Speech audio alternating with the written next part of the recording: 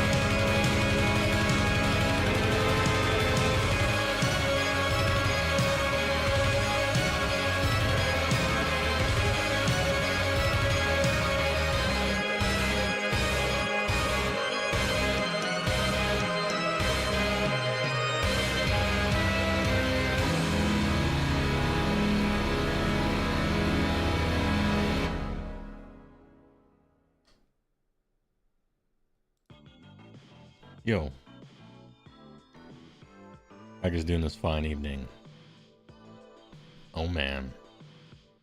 What do we have today? Like five news articles. I almost said nude articles. Not on this site. 1984. Am I right? Anyway. Big news. Although it's, you know what? Let's see. Warehouse update. Endless spells and faction terrain. Interesting. Spearhead. I don't care at all. But it's important for the game that Spearhead be good. To get new people into the game. Ostensibly. More Spearhead news, and then of course Path to Ignory.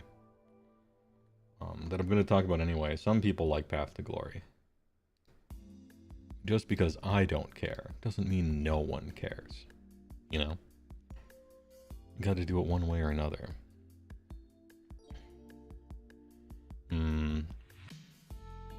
How fast will we skip Path to Ignory? I'm going to go over it. Somebody, you know, someone cares. It's news, right? What if it's so cool that I want to do it? You know what I mean? What if they succeed that hard? Could be. Could do that. Steely, thanks for the 5 HeyWoah memberships on YouTube. Appreciate it. TYVM, very generous on the YouTube side. Appreciate. Oh, you know, I'm hearing this. I'm hearing this right now. And I forgot to double the left channel. Turns out. But I guess that's fine. I'll definitely remember to do it next time. We'll see. GW needs to learn that Warcry should be the gateway drug, but it isn't. Instead, they push these quasi-comp game modes like Spearhead and then wonder 3 years down the line why no one gives a fuck about them. I'm just different than normal people. Trip 9G. I thought everybody did it my way until, I don't know what it was. I think it was the response to some video or something. Either the response to some video, or I saw community stuff, or I wasn't on Facebook. I don't know. I realized that a huge amount of people get into Age of Sigmar by like playing 1K games and trying to do Path to Glory and getting 500 points and then trying to play games with it for a long time, like for months and maybe even years, just playing like 1K, and then someday they'll make it 2K. I didn't know anybody did that. I didn't even imagine that you could do that, right? The way I got into the game was, hey look, here's a 2,000 point war game called Age of Sigmar. I want to play that game. And so I collected 2,000 points and then I started playing the game. And while I was building and painting, I just like proxied stuff. Played with my friends. But I think that's weird, you know? Or that seems to be weird. Nobody else seems to do that. I don't understand. But yeah, most people don't know if they want to play AoS or not. Yeah, I didn't either. I watched games being played in real life. I played with like, oh, hey friend, can I use your 2,000 point army? Can I see how this game is? And then, oh, maybe I'll make my own. And then used a bunch of empty bases and proxy played some 2K games. Nowadays, you can just do it on TTS. So simple, so easy. And then you'll know firsthand whether you want to start spending this money or not. It's easy. I ain't trying to play chess with half the pieces. I want to play the game.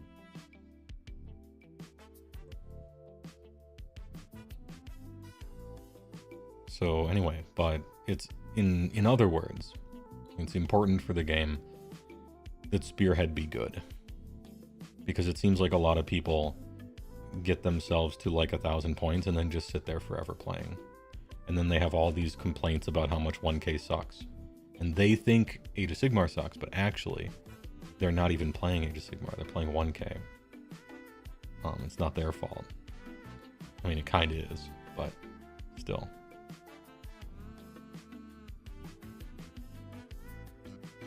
I don't think Warcry is it, because Warcry has different rules than AoS. Right? I've never played Warcry, but it seems like it's not just miniature rules AoS, it's like just a different rule system. But I don't know how much that matters. In my head, I think it matters. Like, you want the introduction to the game to be as close to the real game as possible. I would wager, just in a vacuum.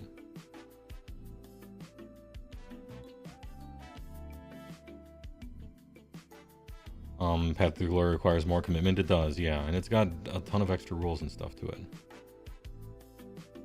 And it's like a league, and you level up from one thing to another. It's a cool narrative idea. I just really don't know if it's a good, like, onboard to the game itself. It seems like a cool thing that people who are familiar with AoS already can try this new game plus kind of narrative thing with a bunch of extra rules on it for low point values over time.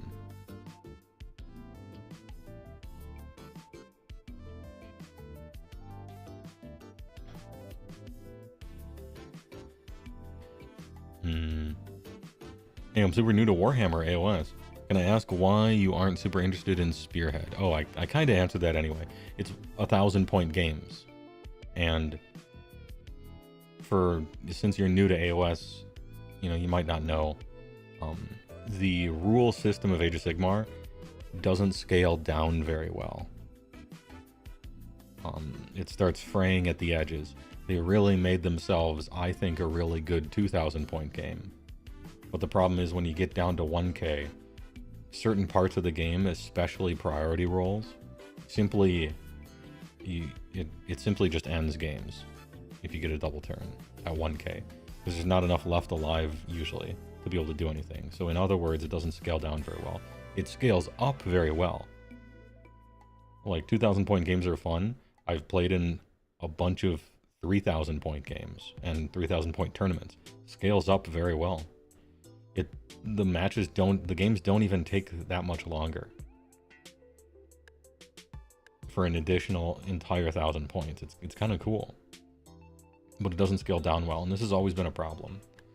And so it's my copium belief that a lot of people's problems with the gameplay of Age of Sigmar, especially priority, has been influenced by them playing 1,000-point games. Which, when you play the game at those point levels, the issues with the game are exacerbated.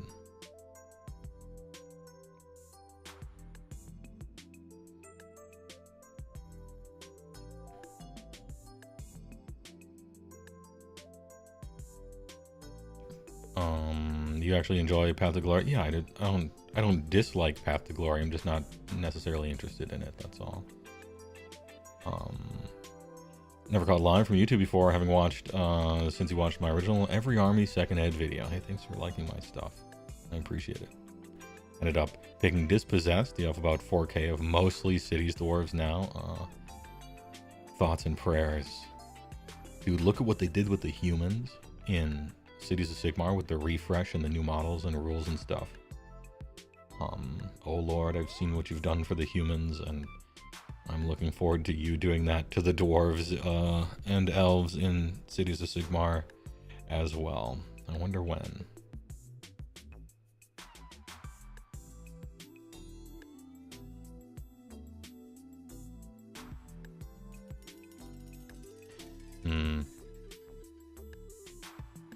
Path to Glory doesn't have battle tactics, and newbies really prefer that. Yeah. I don't know if my opinion is super popular, but it seems to be. Who knows what that means, but it's not just new players that hate battle tactics. It's me. It's a lot of players. It's a lot of players. I don't even think it's a competitive, non-competitive thing.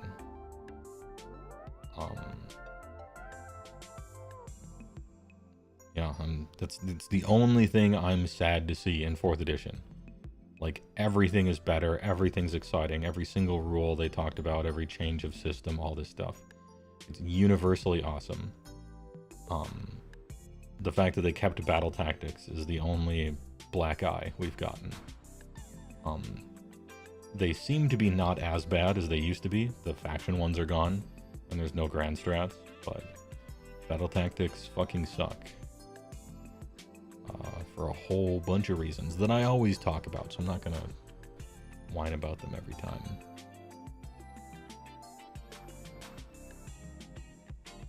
You got a Frostsword on Stonehorn that's a little bit broken for $25. Hey, nice deal. That's a nice deal. Guess you're joining big. Oh, nice. Hey, I can't wait to see the indexes. Maybe sometime this month, maybe late this month. Man, those indexes, that's going to be a fucking show. Imagine the show.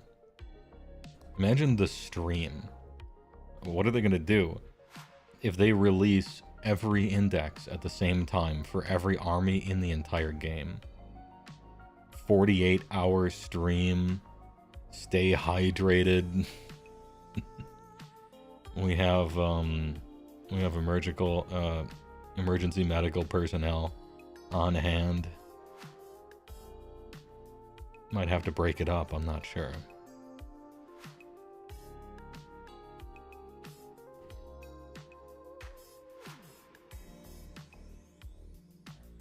Thanks so much for the detailed reply. Still choosing your first army to take the 2k points. Either Seraph or Iron Jaws, they're both on the paint, and you haven't looked at any rules or gameplay yet. Well, Noah Sewering, you're kind of right to have done it that way. Maybe by accident and maybe on purpose.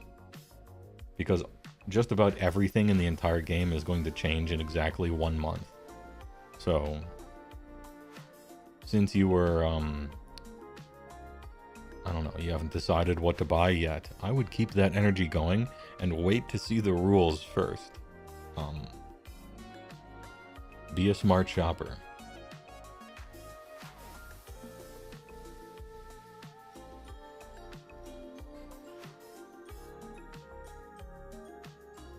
Hopefully battle tactics will feel like something you'd want to do in a battle instead of just rando crap. Nope, it's rando crap. Stand near the corners of the board for some reason with 2 units and outside of your deployment zone. Huddle in the center, be more than 6 inches away from other stuff. You could for sure come up with in-universe reasons for wanting to do that, potentially. But really, it's just annoying stuff you have to do to get max points every turn. And so you're going to build your army to be able to do it. And then every game is like, okay, turn 1 I do this one, turn 2 I do that one, turn 3 is that one. And it kind of, I don't know, it makes all the games feel a little samey. To me. And then for new players, every time it gets to their hero phase, the game grinds to a halt and they're shuffling through papers and trying to figure out what thing they can even accomplish. And then when it gets to tournament stuff, for some reason they matter for tiebreakers, which is not a good idea and hurts the game, I think. You love all cities, you just fell in love with the game because of the dwarves. You also have some KO and Dispossessed get bashed into more KO. Nice.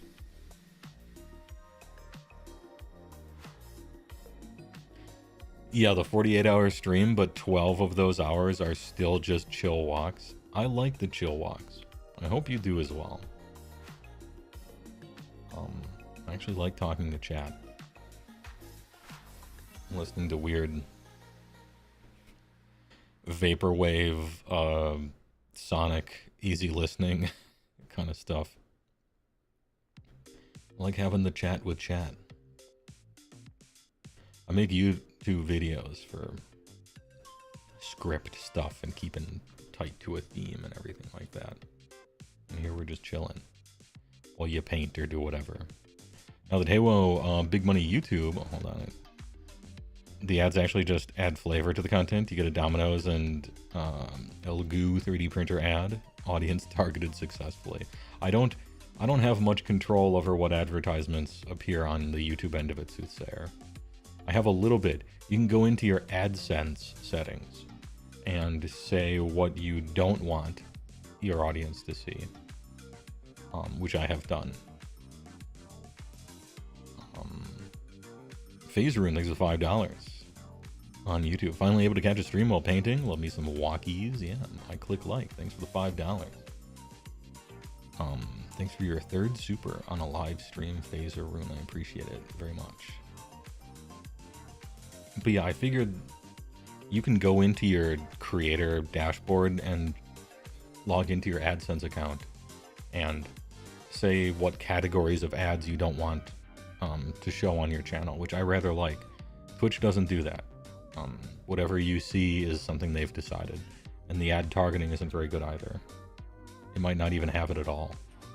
But on YouTube, I got to go through and I'm like, okay, mobile games, never. Religious stuff, never. Political ads, never. I got to go through them. I think medical stuff, never. And so those are the four, I think there's 4 categories of advertisements that I said I never wanted to show, which is politics, religion, medical stuff, and phone games. And as it turns out, those are the 4 types of advertisements that pay you the most by far. Fuck them. I don't get a lot of ad revenue from it anyway.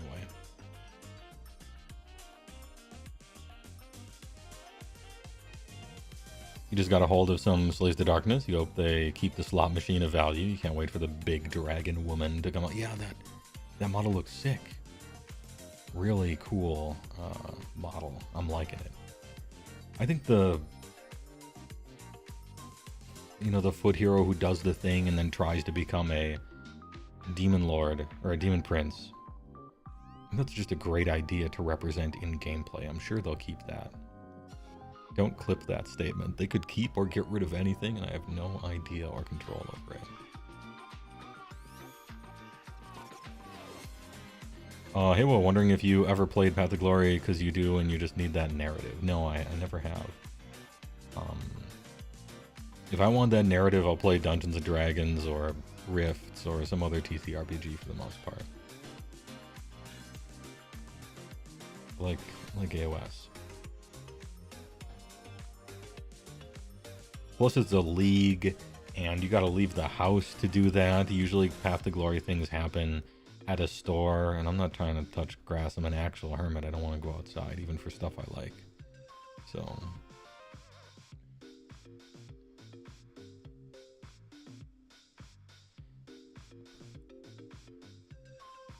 Death gets kill unwounded chaff. Yeah. Well, not necessarily chaff. I think it has to be part of the commander's thing. So it's possible sometimes you won't be able to reach that or whatever. But as I read through them, it seems like Death's was the most free. Because it was kill something you want to kill anyway. Let's fucking go. Chaos's was maybe the second place. Although you do have to charge with 2 things, which means it wants you to overextend a little bit. You have to control the point afterwards, which is what you were going to do anyway, so fine. But yeah, Chaos's wasn't that bad, but Death's was the easiest as it looked to me in a vacuum. Orders was, if you don't have fast units, get fucked, I guess. But you probably will, so maybe it will be easy too. The being far away from enemy units in this part of the board and that part of the board was a little goofy, so the order one was rough. And the destruction one, depending on how they draw deployment zones, will either be completely impossible or very difficult and random and annoying. Great. Thanks.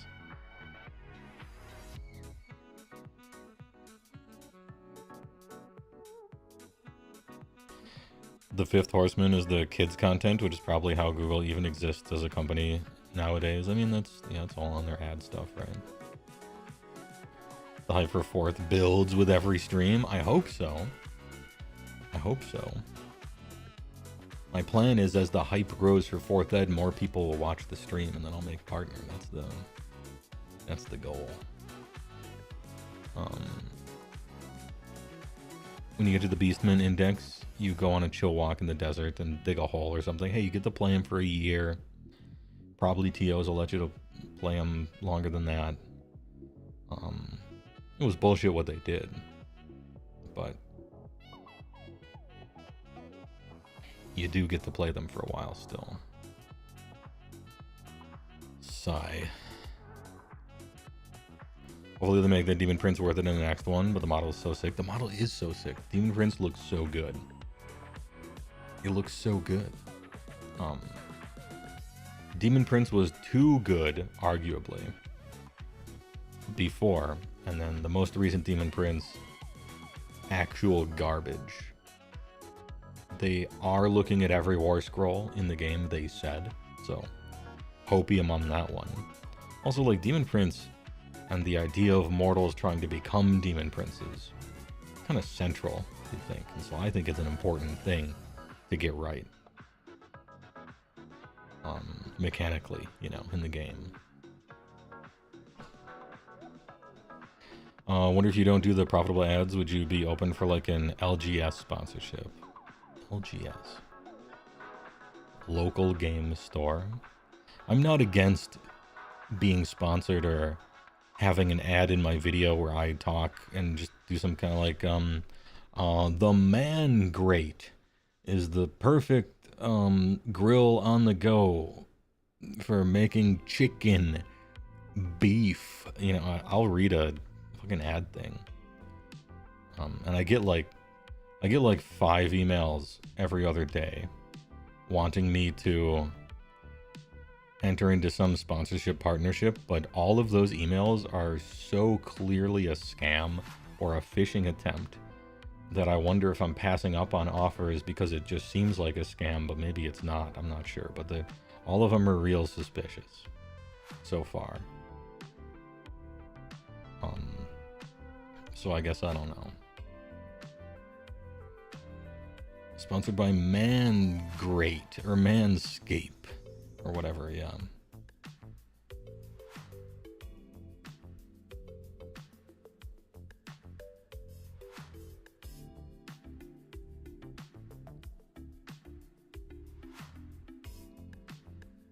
Also, a lot of them are like, hey, we're interested in doing a sponsorship. But then it's like, you are only paid for every sale because of your content. Like, everybody who buys this thing or everybody who signs up to some phone game, you get money. And I'm like, that's not a sponsorship. Words have meanings. That's me being a salesman for you and getting a commission. That's not what I want our relationship to be. Don't misuse this word. Yeah, I don't like those kind. I'm not trying to sell stuff. I'll read your ad copy on my stream, but I'm not your salesman who gets a commission. A Duncan sponsorship. That boy's Hey was responsible for all changes in 4E. Damn, I wish. Speedrunning demonic apotheosis and backwards long jumping directly into -5 rend. Yep. You just do it, right? You just go for the rend every time. If only the unit was good.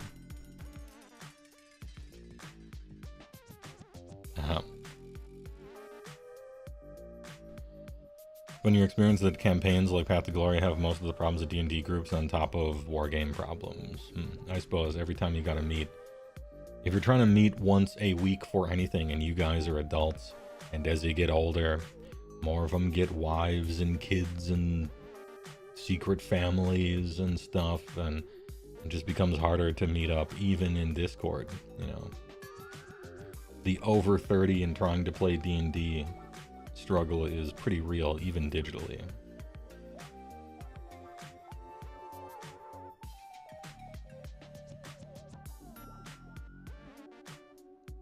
With BOC gone, who's most likely to inherit parts of their army identity? Cruel Boys for sure, in my IMO.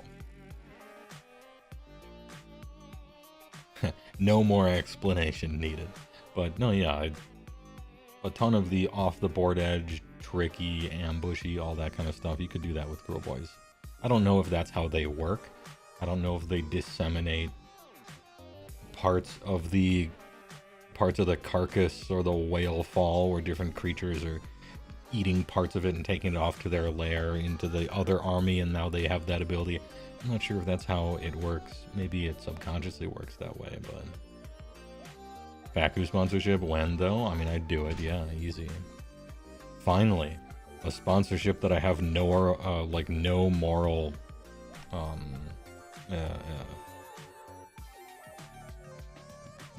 what do you call it? Like, revulsion against, yeah.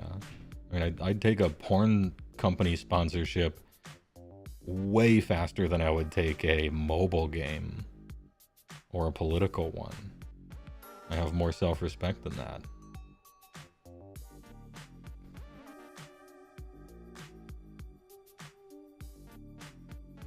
HeyWoah brought to you by some Nigerian prince, yeah. Big stakes. Wizards asking you to show the next Marvel secret lair. I don't know if they pay people. I think they want them to feel like they're special by folding them into some content creator thing.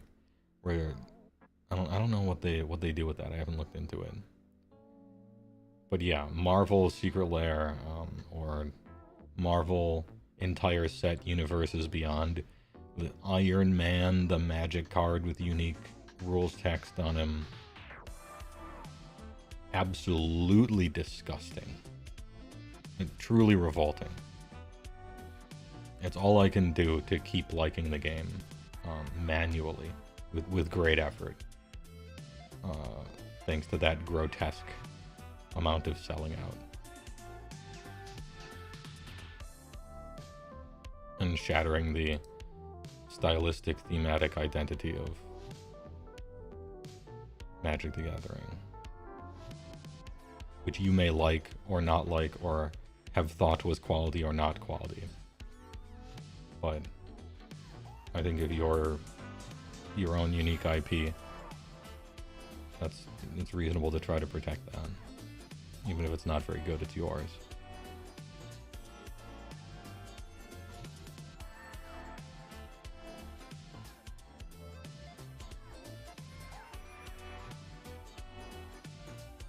Yeah, aversion is probably the word I was searching for, but I couldn't think of it off the top of my head.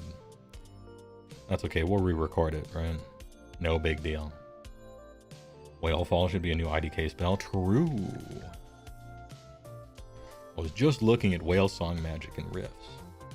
I got some great ideas for IDK, let me tell you.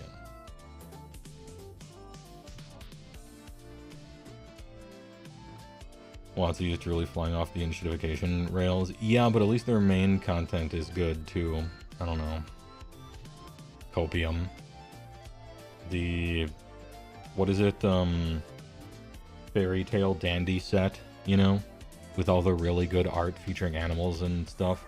That looks great. Looks great. Don't have a bad thing to say about it.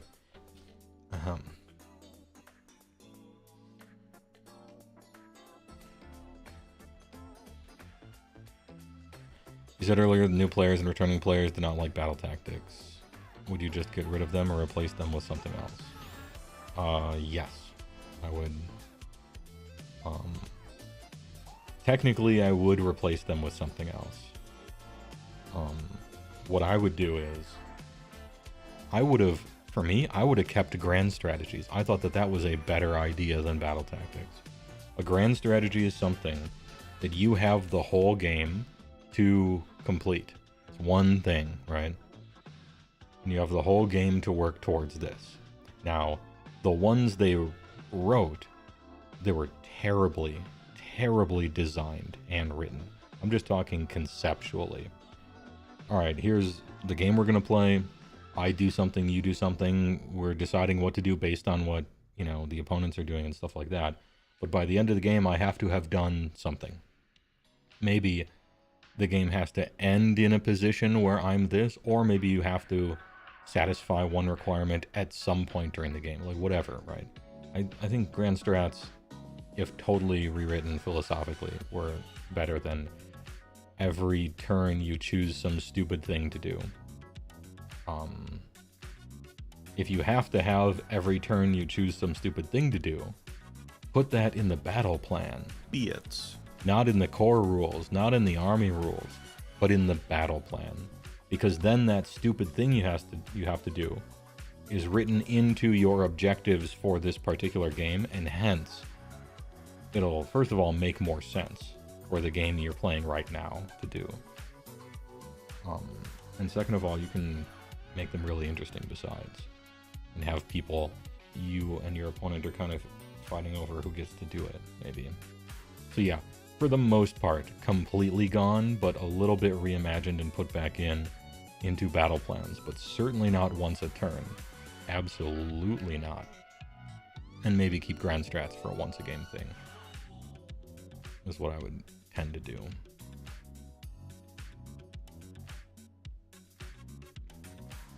Where do I go to buy the best cream? Says Steely. Oh, well. We'll see about that when it comes to advertisement time. My fake advertisements. Goonies Games thinks of 100 bits. Appreciate it. And somebody else had 500 bits earlier, and I forgot to thank them. Or I almost forgot to thank them, so I appreciate it. And there was a Switch Hats. I was trying to capture all the chat messages, and I fell behind. Apologies. Thanks for the bits. Both. Yeah, it's called Bloomborough. That's what it was. I think that looks very charming, rules-wise and art-wise, and kind of flavor. I like it. I'm sad they're forced to sell out in a bad way. Did you reach your 150 average viewer thing yet? Is it League? Official news, okay. We are done with month 1 out of 2. Month 1, 8 streams, yes. All over 75 viewers. So, satisfied the partner requirement for 1 out of the 2 required months. This begins month 2. I would like to thank everybody for enjoying my stuff and chilling in chat. I appreciate it. TYVM. All I have now to do is succeed 8 times in a row again this month, and 4 other times this month as well, for a total of 12. And then I can apply to partner, and then they can either accept me or tell me to eat shit. Bitch. And then I just have to, right? So it's still up to them, but we're working on it. Climbing the ladder. Climbing up to normal. Thanks to Sony 4 bits. Backside of the TV, P4 reference. Good taste. Dawn of the second day, yeah.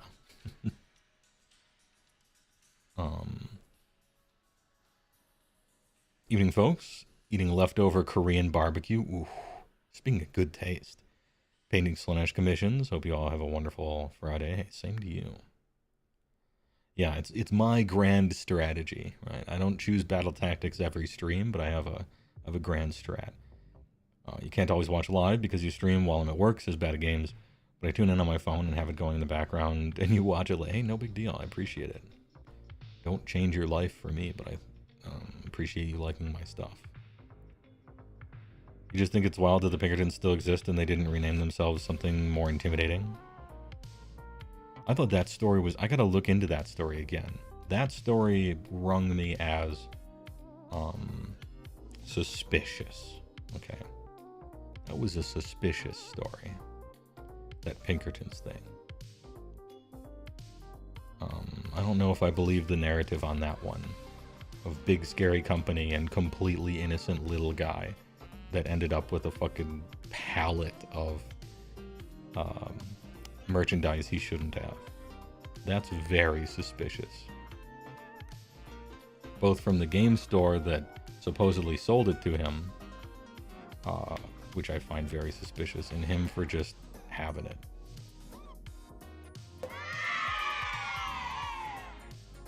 But nobody ever did any follow-up stories on that one. You know? Or at least not ones that I saw, and I looked into it once or twice here and there. I'm like, where's the follow-up story where they say, that guy took Watsy to court and, you know, something, right? Or it turns out the store owner and that guy were in cahoots to get early merchandise for some reason. Like dozens and dozens of boxes of it. I never heard a follow-up. I'm not sure why. Maybe nobody else cared. I'm not sure. Contraman, thanks for the tier 1 for 15 months. Appreciate it. You do good work. Hey, well, thanks a lot. I wish I had more time to do more work. I got a lot of riffs to talk about and a day job. Preach. Do subs help, or is it only average viewership? Oh, you're wondering about how the gears turn in the background. So Twitch just released 2 things. There's like a super, oh jeez, I don't know what this thing is called. It's a rat race, okay? Twitch gave me a new hamster wheel to run in, okay?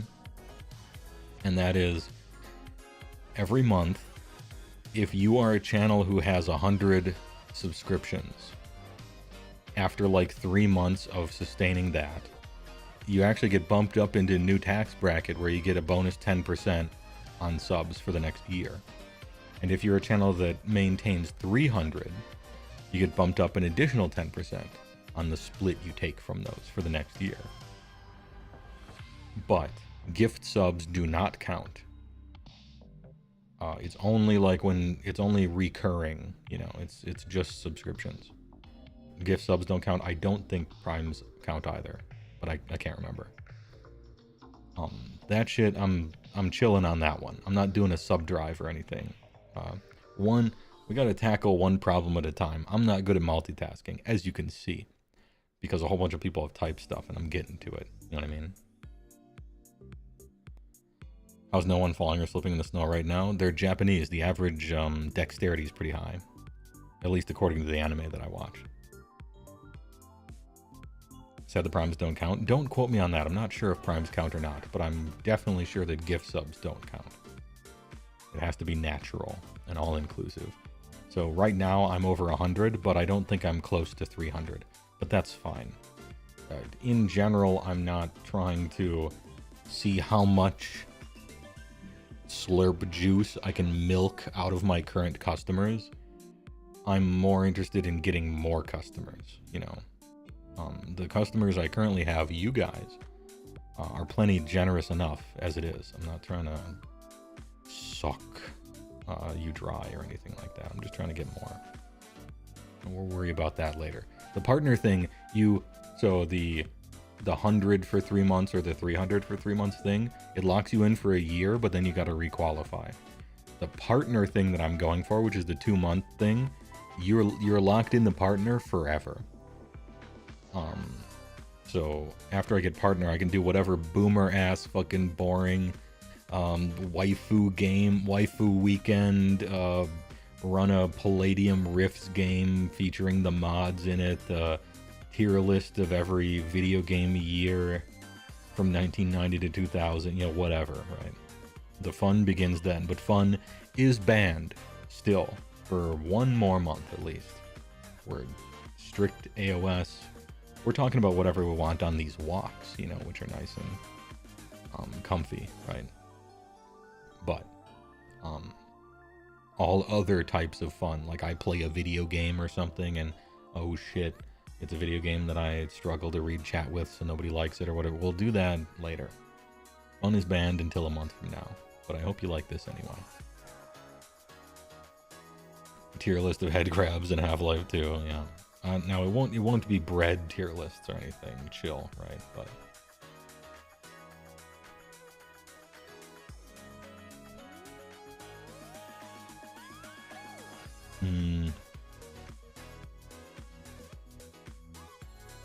did you see that the rom-com manga about teens who play Magic is getting an official English release? Yeah, I did.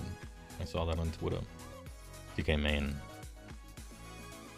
I think that's like a charming idea for a manga, don't you? They got Yu-Gi-Oh manga and stuff like that. I think it's charming to do a Magic one. I'm surprised they didn't do it 16 years ago when I pitched them to it. And they said no. Not salty about it, by the way. You gotta say, Japanese cities look awesome. I mean, it's part of the meme, right? Place, exact same looking place, comma, Japan. Oh, like it's, the meme is real, right? Will your name be on the building when you make partner? No. All it really does is, sometimes I might get to be on the front page. There's perks behind the scene, and then for chatters like you, you unlock a bunch of shit that your chatters can do. Like more emote slots, some other random stuff. Like, that's cool. Also, I get an agent. I get like I get somebody who works for Twitch that I can complain to when something goes wrong. Which so far I've never needed to do anyway. So whoever gets assigned to me is going to have a pretty easy go of it, I imagine. Manga about a husband who barbecues for his wife is top tier. Rift sourcebook tier list. Do you really like the ocean one? Which one? Underseas or Lemuria? I think they had like the remnants of the US Navy running around. Oh, then that would be Underseas. Yeah. As far as source books, I think there's 6 source books. There's 36 world books, and then there's dimension books. So if we included all of it, it'd be a big tier list.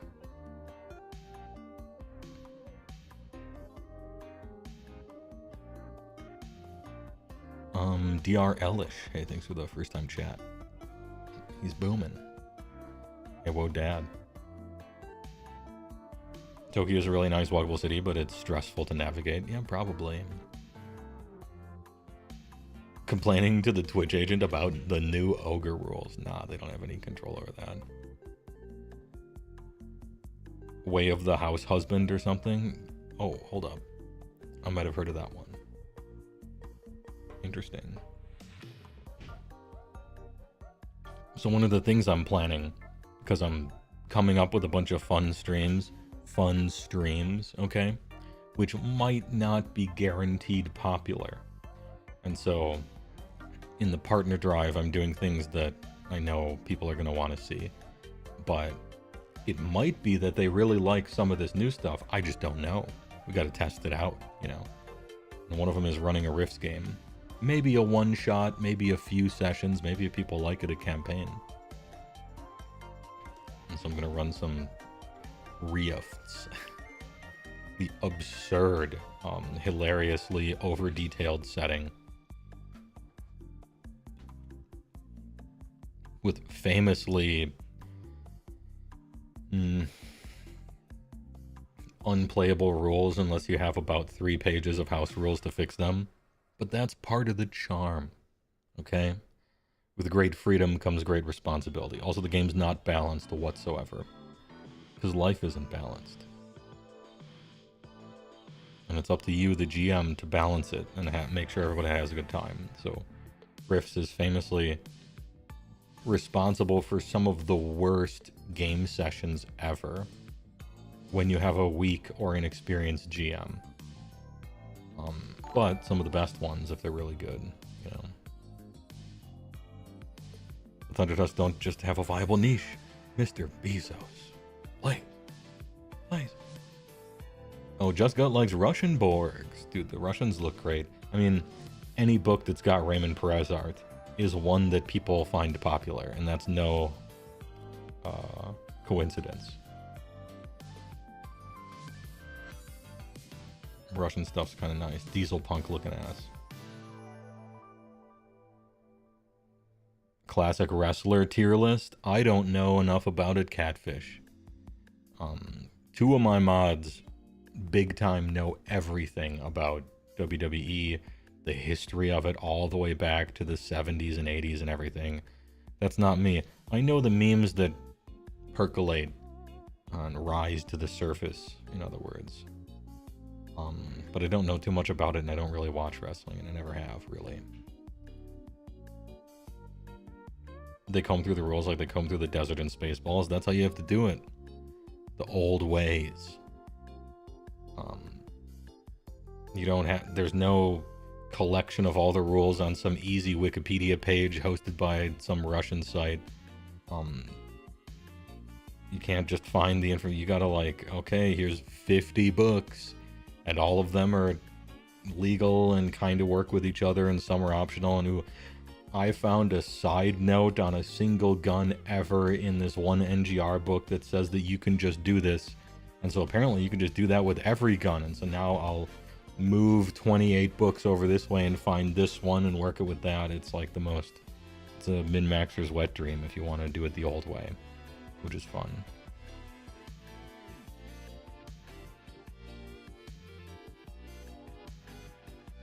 The soundtrack kicks ass. Yeah, true. I wonder who recommended it. They'd have to be pretty based.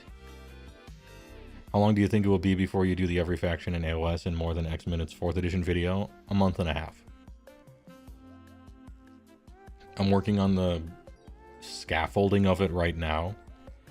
And then as soon as we see everything for 4th ed, I'm quick taking all that and putting it in there. And then I'm going to release it so that it rides the wave of 4th edition kind of coming out. Maybe a little after. I like to take my time. To me, I will release a YouTube video 2 days after all of my competitors if I've gotten a little more time to think about it, you know, that kind of thing, just in general. So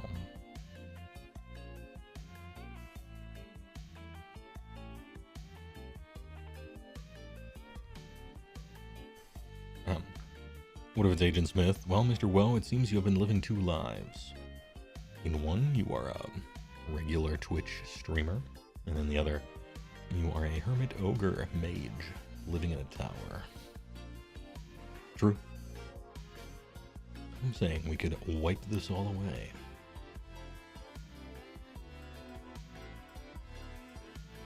One of these lives has a future, and one of them does not.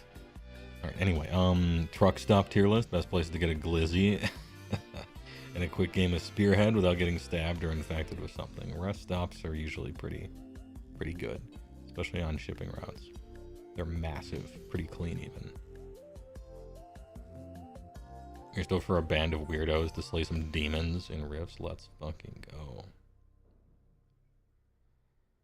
Any chance of streaming 4th edition playtest games once you have the rules and such? Yep. Yeah, I've done AoS, like, playing on TTS streams here and there, and I look forward to doing them for 4th edition for sure.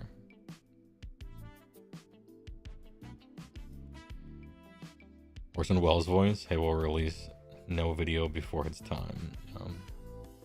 Warcry is an on-ramp to mini-gaming, just not really AoS. It is amazing though, okay. What AoS news? Those articles are about Path to Glory and Spearhead, Kappa, yeah. Look, some people care about them. Some of them are important for the game. We'll go over them anyhow, right?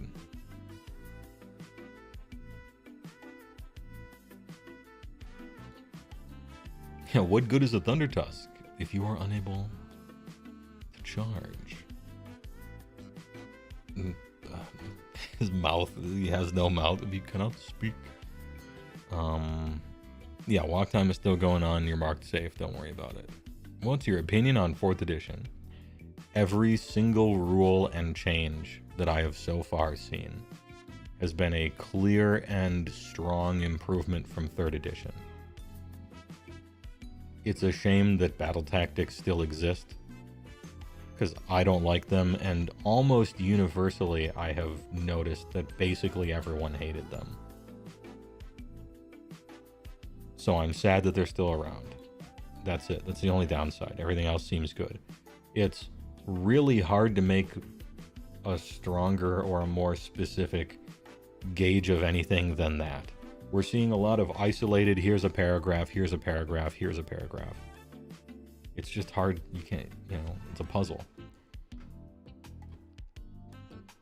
You can't see the whole picture. We're just going to have to wait. It seems good, but the best I can give you is well, seems good, but we don't know everything yet, so who knows? Getting rid of Bravery was huge and correct. Getting rid of Battle Shock was huge and correct. The whole ability system and stealing Magic the Gathering's priority system and the stack, great idea. fixes a lot. Keywording a whole bunch of stuff, great idea, helps with a lot. Yeah, just all of it seems great so far. The Hopium used to be at critical levels, and then they're like, yeah, but we're still keeping the shit that you hate, which is battle tactics. I'm like, okay, back to reality. Let's pull it down. You know, Matt Rose.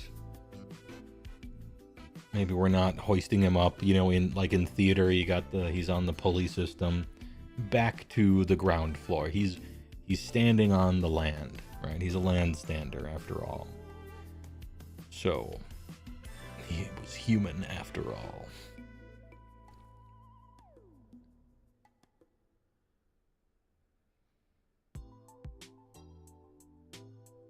What's your opinion on peanut butter on hamburgers? I don't think I've ever had that. But I could imagine a combination of taste profiles that would be good for that. Yeah, I think you could do that. You got to be careful doing that. But I think you could do that, depending on what else you put in there. I think you could do that. That's not against the law. You just got to be careful. As you're eating it, though, you will feel your heart begin to slow. Will you ever do a walk video in a different country? Of course, yeah. Backside of the TV. This is just the Japanese one. I got an under the ocean walk in the Pacific Ocean. I got space. I got a rainforest in South America. I got a autumnal rainforest. Sorry, a forest in which it is raining in America. I have a snow walk in America, and I have a lava walk somewhere near Hawaii. I got a bunch of walks. It's just walk, Japan is my newest one, so I'm kind of doing that one.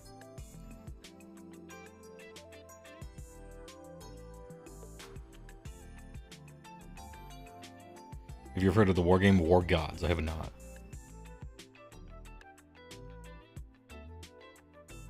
We went from backflips to the splits, yeah.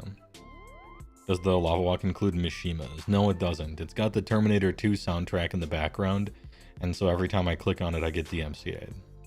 So I don't do the lava walk a lot. Walk through Bradford. It's all gray and beige, and the cameraman got jumped.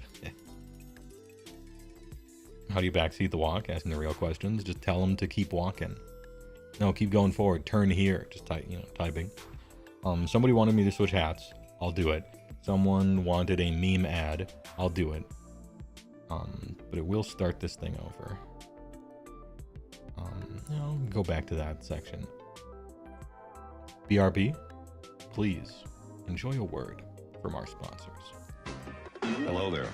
I'm Mr. Cream. AC Penny. When it fits, you feel it. So big you gotta grin to get it in. Once you pop, The cream. don't stop. If it doesn't get all over the place, it doesn't belong in your face. Deliciously hot, dangerously creamy. The juice is loose. She wanted to remember the love they shared for Cream. Sometimes you feel like a Stuffed 5 ways. So my family's looking for beef. Now, that's what I call Cream, yeah.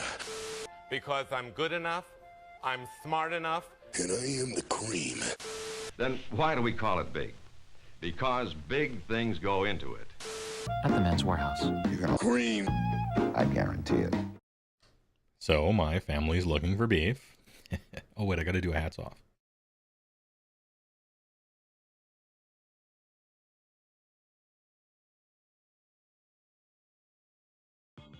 Right. We'll go Altered Beast, shall we? Crosswalk, comma, Japan.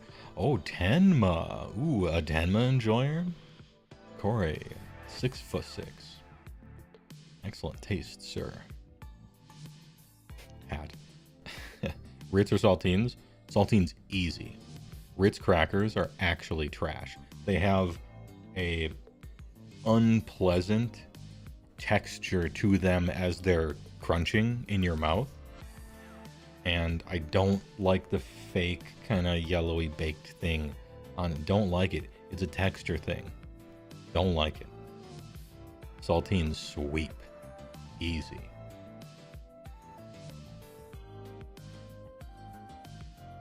No contest. You're shocked HeyWoah hasn't made a meme ad for truck stops yet. You know, I had half a mind to make some more meme ads a few times here and there, but I don't find the time. I will. I need more ads, you know. You don't want them to become old hat.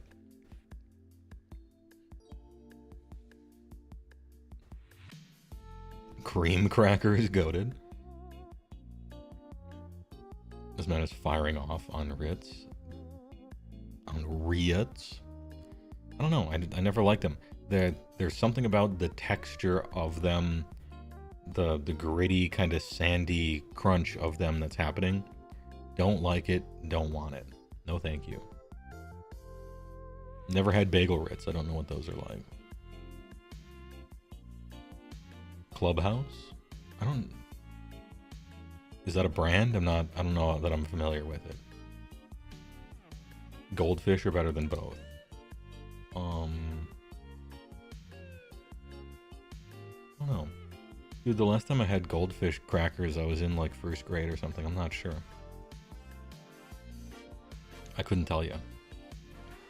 Rye chips are the most goated, but only on a team food.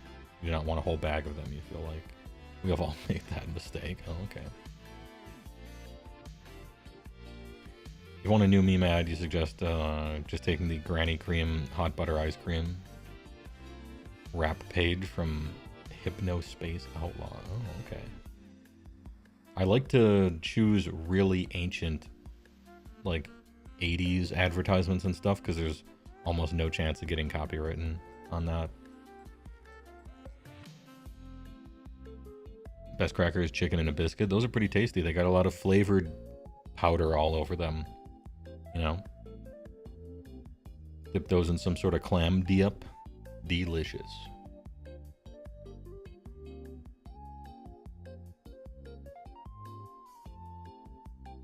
It's a game that's emulating 2000s internet, so it's kind of close. Oh, okay. Hypnospace Outlaw, huh? I played video games in the 2000s. Maybe I'm the target audience. Is Cheeto a cracker? No. It's a crisp. Triscuits, and it's not close. Triscuits are good. I got no problem with Triscuits. Basket weaving cracker, I guess. Thing's kind of nice. Things are real kind of nice.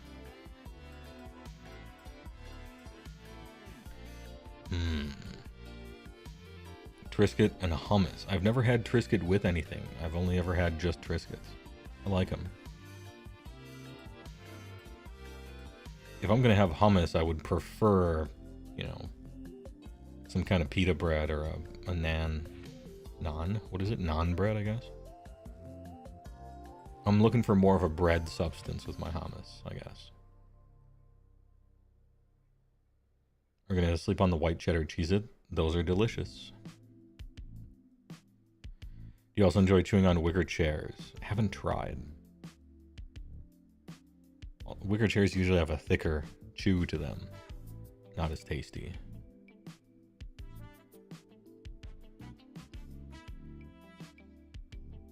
Most foods are non-bread.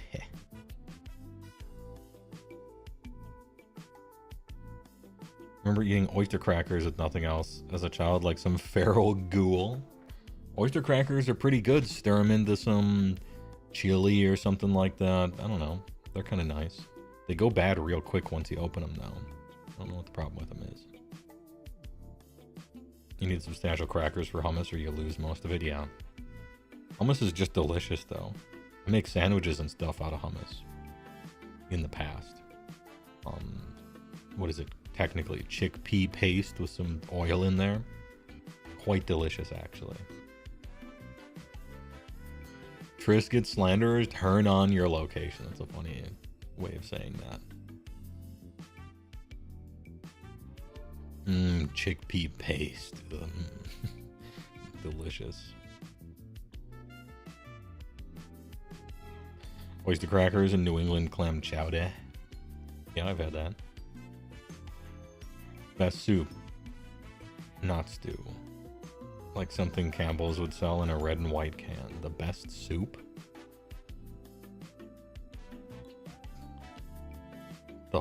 What is the best type of soup? I'm stun-locked. Of all soups in the whole world. How do you even decide such a thing? Just fucking kidding. It's obvious. That's easy. It's ramen. And it's not close. Fucking got him. Sounds like a soup tier list? Alright. That's not the type of content that I'm about to do. Or is it?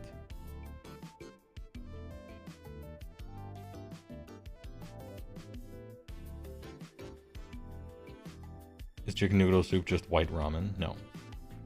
Broth is really important to ramen. Ramen, French onion, and New England clam. French onion's delicious. I like it. Clam chowder, good. It's a good soup. Maybe it's a chowder. I don't know what a chowder is, actually.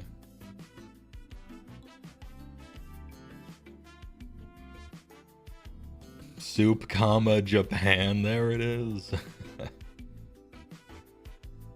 Boiled blood and innard soup with cumin. See, Sigmar 2nd edition was the best soup. Oh, hey, we can... Alright, we can pull this into AoS. What was the best soup? Because I'm not really a soup enjoyer as it pertains to the rules of AoS. When you soup up a bunch of different factions together, and then only the best 4 war scrolls rise to the top, and then you're just left with 40 literal who's, you know? And I gotta say, you are simply right. Cities of Sigmar, 2nd edition. It was a list builder's paradise. Johnny, you know? You got the pick and choose, you had combos to do. It was great. It was great and fun. Yeah, it was Cities of Sigmar 2nd, for sure. Don't like soup in game, but in real life, I'll take a soup. Ramen is technically not soup as it contains soup as an ingredient. It has a sauce and noodles. Oh, okay. Well, damn, that's pretty embarrassing for soups. That even though ramen isn't technically a soup, it still wins. Soup better step up their game.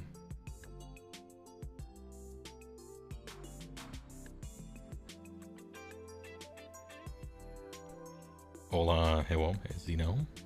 Thanks for the membership.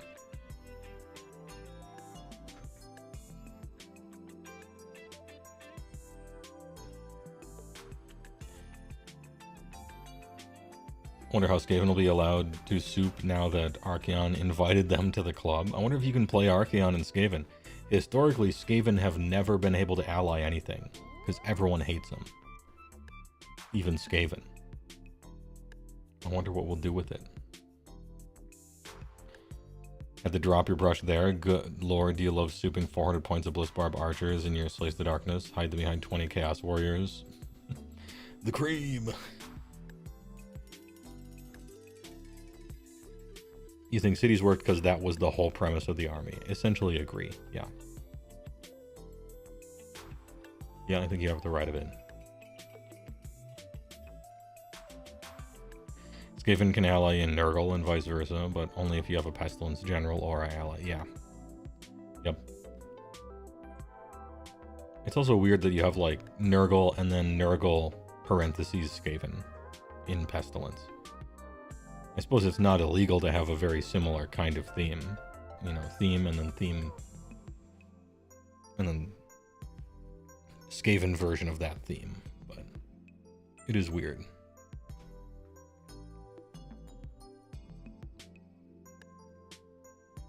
I'm gonna BRB kind of quick. I'm gonna leave a commercial running, but if it goes too long, I'm gonna click something else. I gotta get headache medicine immediately. Beard Black moment, and then maybe we'll get to some news after some more walking. Hopefully this shit calms down.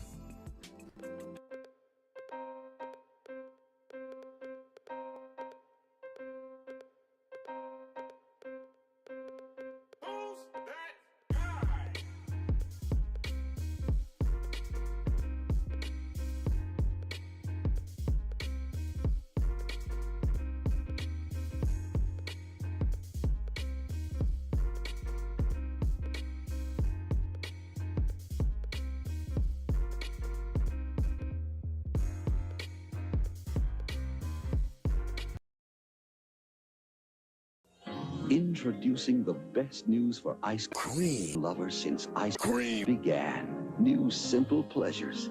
It's everything you love about ice cream, but no point. New Simple Pleasures is unbelievably rich, incredibly creamy, and absolutely top. Oh yeah. Because New Simple Pleasures is made with all natural pure athlete, yeah. Instead of point. New delicious all natural simple pleasures. There's never been an ice cream like it. Nice. Let's get back to where we were before. I can't remember where we were before. Anyway, welcome back. I feel like talking about the news, actually. Is this okay? We can move the news a little early this stream. I hope you don't mind. On the street. Yeah, there it is. Radalorian. Appreciate it. Hey, it says backseating is allowed, so that's fine, right? Anyway, how about some...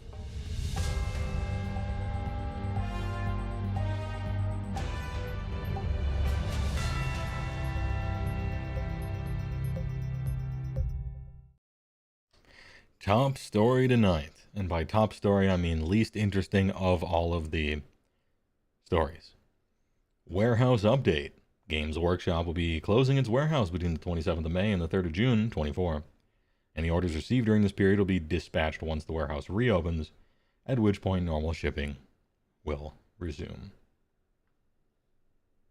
Hey, alright.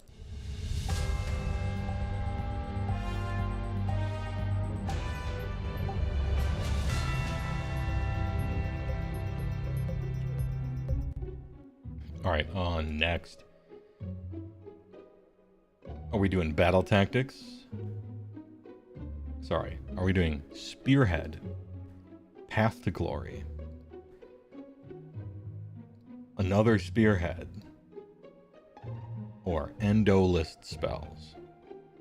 Tell you what. Let's do Spearhead. Let's get this one out of the way. Quadruple Newsies. Any Spearhead enjoyers or potentially Spearhead enjoyers? What song do you use for your VR back screen? I think it's off the P3 soundtrack, and it's some kind of a remix thing. Dude, I can't recall. Healer by Day. Sorry, it's a good question though. It's part of like this Persona 3 lo-fi hip-hop remix kind of YouTube that I found 8 years ago or something like that. I can't recall. I don't have a great answer for you. Maybe I'll look it up elsewise. Introducing Spearhead, a fast and furious new mode for new AoS, HeyWoah.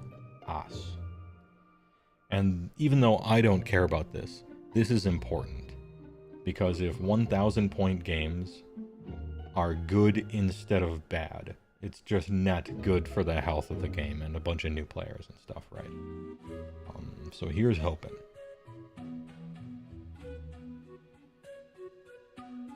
These are all slightly crooked, and I don't like it. These are all slightly crooked. I don't think I'm here for it, but you know, chill. We've shown off loads of the new edition of Warhammer 8 Sigmar so far, from the impactful new commands and tightened up fight phase, changes to spells and prayers, and the modular rules that underpin everything. But when the new edition was first announced, the Warhammer studio excitedly spoke about Spearhead, a brand new way of playing the game. Although, from everything I've heard, it's just 1K, right? I don't know. Now it's time to find out what it's all about. Patrick Pickle thinks it's tier 1. 24 months, 2 years. Thanks for the tier 1. Appreciate it. I heard that this is just 1K. It's not actually a new way of playing. If you consider it being good instead of bad, maybe it is a new way of playing. I don't even know that. It's not 1K. Okay. And this proves I don't read this stuff ahead because I want it to be a reaction, right? So let's see. What is Spearhead? That's what I'm asking. Spearhead is a new game format for Warhammer Age of Sigmar when you use self-contained existing boxes of miniatures to play fast and furious games with streamlined rules and nail-biting finishes. Oh, so you have to use self-contained existing boxes. Can you not customize it? I wonder.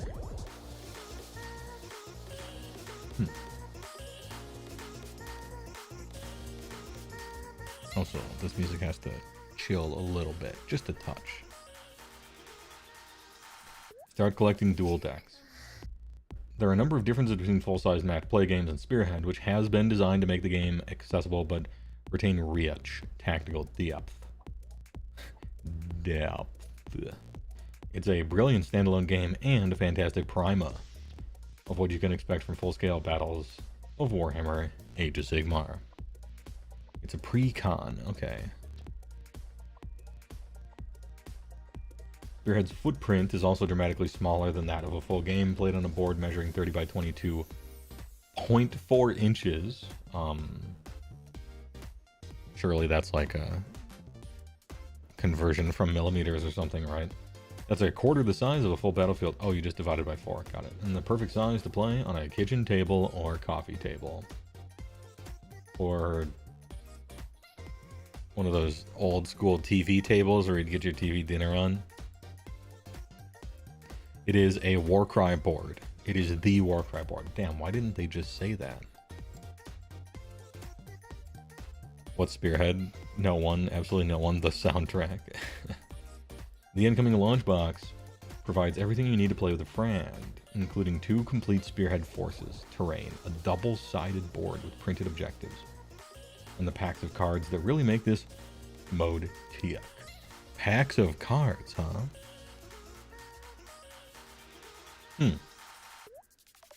We got cards now. Oh, maybe they mean like War Scroll cards and stuff like that. That's probably what they mean. What if I don't have a friend? You also get a beautiful hardcover book that includes everything you need to play. Core rules, Spearhead battle pack, and the rules for every Spearhead force in the game, so you can start playing with your existing collections immediately. Existing Vanguard and Spearhead boxes. Each faction Spearhead force is created from the contents of a single box. And all currently available Vanguard boxes will be rebranded as Spearhead boxes. As these sets contain different quantities of models, Spearhead has its own dedicated war scrolls and faction rules. It uses new mechanics to balance each force against one other. The Warhammer Studios put tremendous effort into this balance, and as a result, every game you play comes down to a knife edge. As these sets contain different quantities of models, Spearhead has its own dedicated war scrolls and faction rules.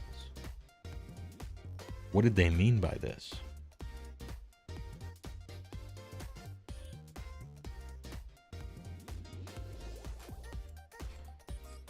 They probably don't mean this unit normally comes in 6, but there's only 3 in this box. They probably mean that technically the points available in this box are way lower than the points available in this box. So instead of change what's in the box, we're just going to make up rules so that somehow these two are balanced if you play against each other. Right? I assume that's what they mean.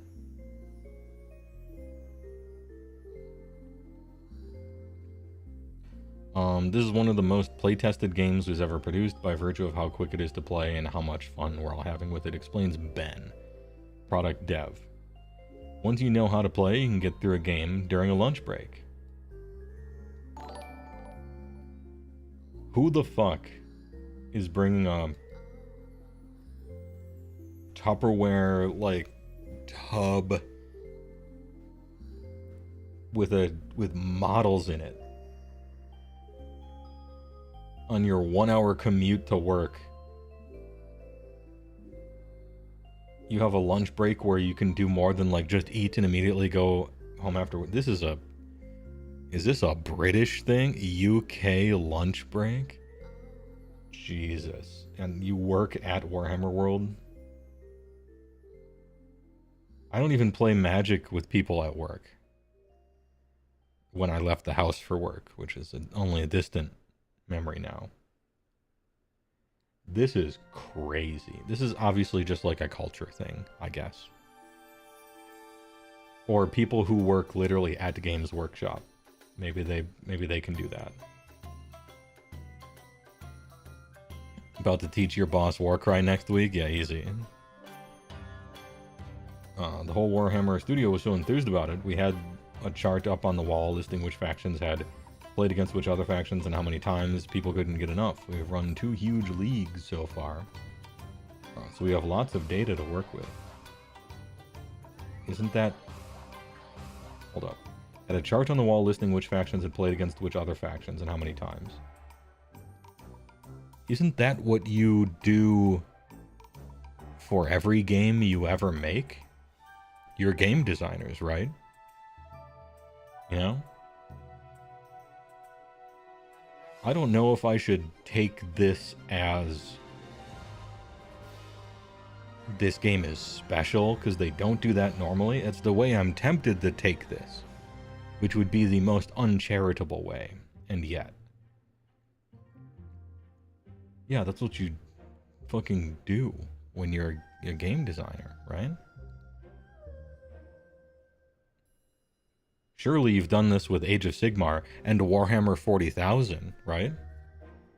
Surely you have some giant chart where you've played like 100 games, and you have how, okay, each 40k army versus each other 40k army and each AoS army, and that's normal. Maybe I should just take this paragraph as, we are excited about our product. And then they're giving us a window into what game designers always should be doing. And not, this is special. It's just like, look, we did this. We did do this with all our games, though, surely.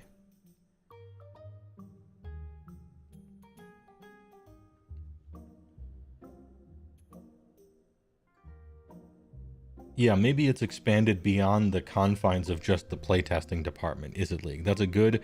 We threw them a life preserver, right? What are those lifesavers? The circle thing? We've thrown it to... Here you go. You can grab onto this. People like it so much that outside of the playtesting department, they just do that, right? Anyway. With some Spearhead boxes containing elite units and monsters and others packed with quintessential troops and foot heroes, balance is established in a number of ways. From holding powerful units back for later turns to giving less durable units a second chance at life. I am like hella uninterested in this. Holy shit. What's essentially the coolest part about a war game in any way similar to this or Age of Sigmar or 40k or anything? The fact that you can customize it.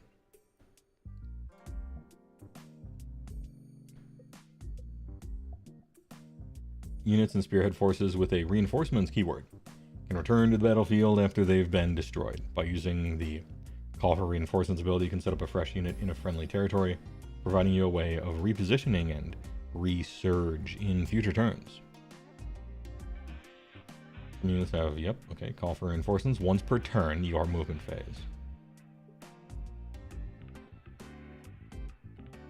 Can only replace it once.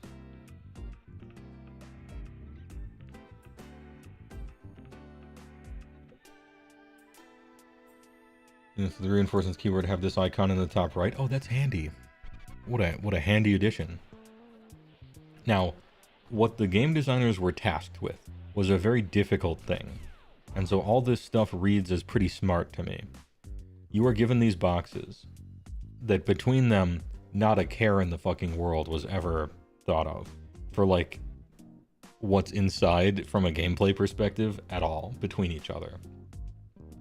And now you, the rules writers, have to fix that problem that you didn't have to have be a problem, right?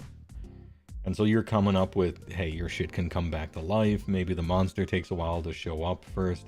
These are all like fun solutions to the problem that they got themselves into from another department, right? So I'm not like making fun of them here, really. Yeah, it definitely seems like onboarding. It's like the, you know, somebody mentioned it before, the EDH thing, right? This is a pre-constructed deck. You are supposed to buy your pre-constructed deck, play it for a little while, and then be like, damn, this thing here, all of these, I want to put these things in instead. And then you go from this and you build yourself a 2,000 point army somehow, and then you play that. It's very much a temporary thing. You do this a little bit, a few games maybe, but it's, I don't know, you're on a scenic drive through the countryside and you look to your right and you're like, oh yeah, it's a nice little lake there. And they got the trees. Ooh, a farm field. Oh, ooh, a big hill. But then you keep driving past and then you get to something else. But that's fine. That's still like an important for the game kind of thing to happen, you know. Just because it's not for me doesn't mean it's not important for the game, and I think it is. Yeah, onboarding new players, for sure. You think it's meant to appeal to both new players and the I can only play for 5 seconds once every fiscal quarter types? Yeah. Maybe. I don't know. No, I mostly agree. I think the once every fiscal quarter people, you might try to have. I still think you can play a 2K game. Switch hats, sure. We'll go big.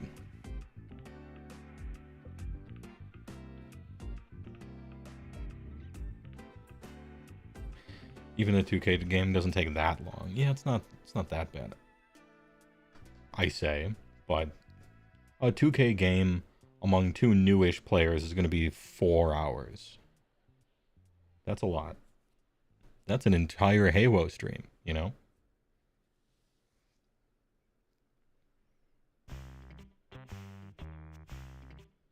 I think once in a quarter people might spring for the 4 hours, though, instead of however long this is supposed to take. An hour.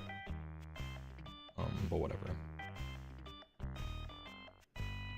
Particularly powerful units may instead be held in reserve. Yndrasta's Spearhead, for example, features the God, King, Sigmar's Prime Hunter, and a trio of hefty Annihilators. But the Lightning Strike rifle ability keeps them off the board until the penultimate battle round. This means that your Vanquisher's Night Vexil or Stormstrike Chariot need to hold the ground until the damage dealers can arrive to turn the tables. Okay, cool.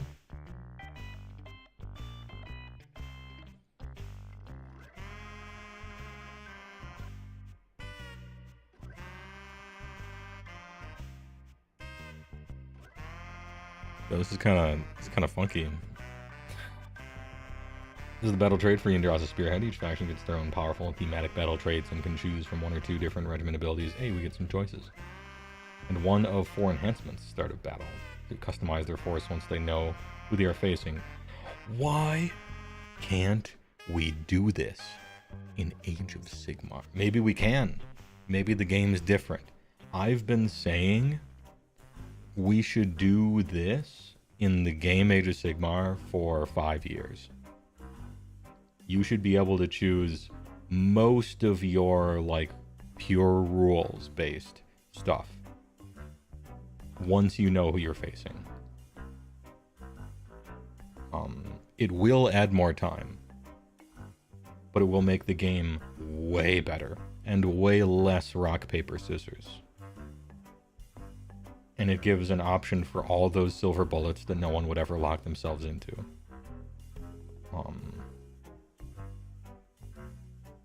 As long as it's not a physical model you have to bring, right? Yeah.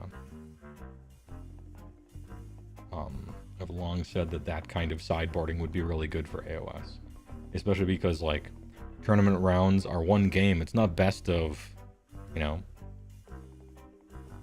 Street Fighter is best of 3. Tekken is best of 5. Magic the Gathering is best of 3. AoS is 1 huge game. That's it, right?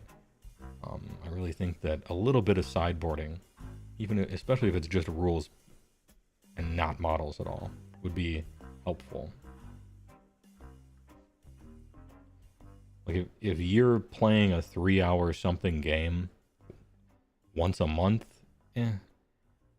I don't think it would take you more than, in real life, literally 2 minutes to select, like, command trade artifact spell, right? I don't know. It's going to be pretty obvious which one you're going to go for, I bet. Anyway, huge hopium that they've done this for the actual game of AoS.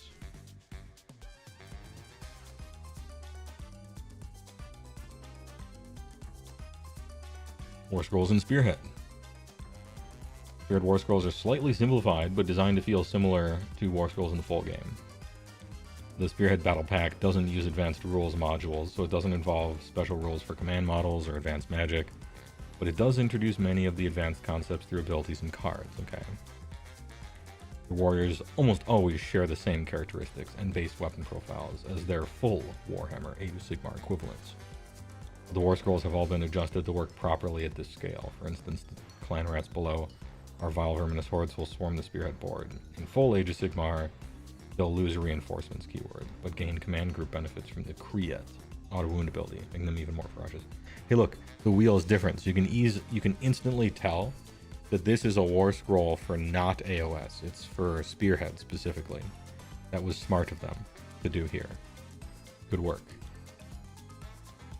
Good wake. 2 attacks, 4s and 5s. Oh, 1. Yep. You are chaff. Your job is very useful, very necessary, and excellent. If you had 0 attacks, you would still accomplish your job very well and be very good for it. 6-inch move, 5-up save, 1 and 1. You can return D3 slain models to this unit. Seething Swarm. The Scave. Seething. Skaven.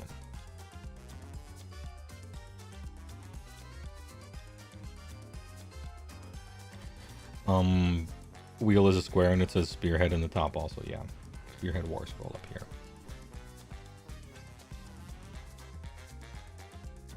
Your job is to be 20 models and have the reinforcement keyword. Yeah, your job is to be here, and your opponent has to spend an entire ass charge and combat phase. Essentially, they have to waste it. That's a limited resource. Even if your opponent does infinite damage in melee combat, truly infinite, you waste one of their limited resources, which is number of combat phases they can control, and number of charge phases. Really useful. Great work.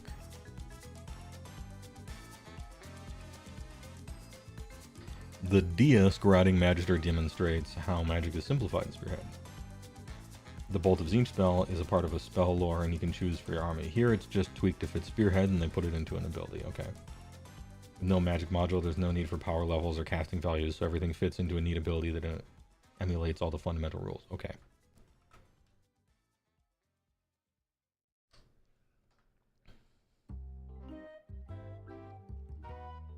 Your hero phase, declare, make a casting roll on a 6-up. Inflict D3 mortal damage to the target. If any models are slain with this ability, you can pick a friendly using your unit holy than 18. Return 1, okay. Bolt of Change. 4-up save, 14-inch flying. Yep, fly detected in the bottom down here. They got some attacks, cool.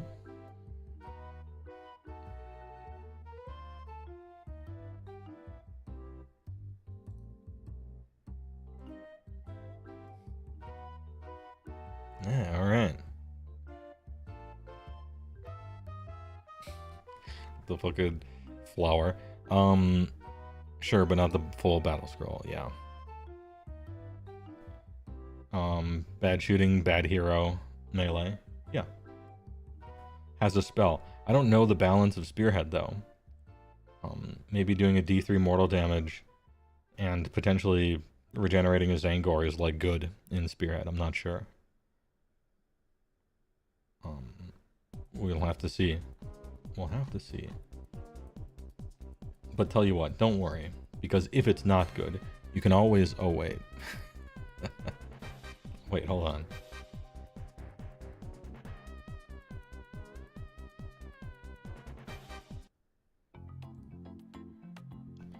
Discover the basic Spearhead, but there's another driving force for this new game mode. 2 decks of cards are included in the box. One that provides you with a twist for each round, and another gives you the ability to score battle tactics or use powerful command abilities.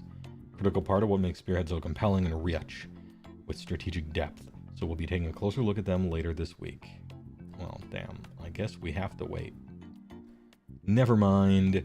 Score battle tactics and issue powerful commands as the flow of battle twists and turns in Spearhead. Spearhead is the fast, tactically deep, and incredibly Moorish. Huh? New game mode coming for... What does Moorish mean? Like, am I going literal with it? It is more, but not quite more.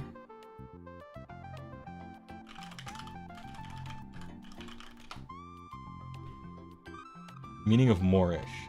Of food. Having a very pleasant taste and making you want to eat more. Example. Those peanuts are very Moorish, aren't they? Okay.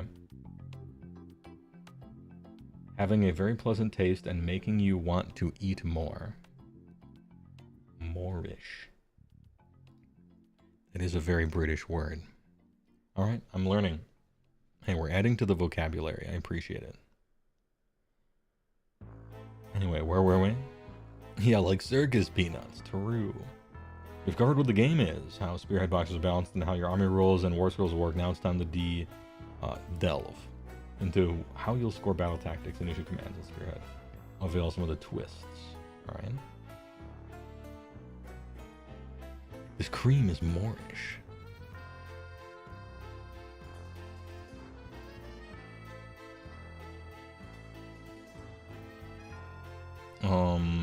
Scoring in Spearhead is simple. At the end of their turn, a player scores 1 victory point for holding an objective, 1 for holding 2 or more, and 1 for holding more than... Okay, so it's the same thing. And 1 for each battle tactic scorer. Okay. Because Spearhead doesn't use any advanced rules, including the battle tactics or command modules, you'll instead use a unique deck of battle tactic cards. Okay. I'll hit the meme ad in a second, is it? Remind me. Each player gets a deck of 12 cards, and at the start of each battle round, you draw 3 battle tactic cards. At the start of each subsequent battle round, you can discard any number of cards face up, before drawing back up to 3. What is this? At the start of each subsequent battle round. Okay, so new ones. With one important distinction we'll get to later. First battle round, draw 3. Subsequent. Discard any number, then draw back up to 3. Okay. Every card gives you the choice between scoring a battle tactic or using a powerful command. This turns each card into a delectable tactical choice. Yo, this copy was written 25 minutes before lunch break, guaranteed. Will you use a command that can help you score objectives, enhance your forces, and put your opponent to the sword?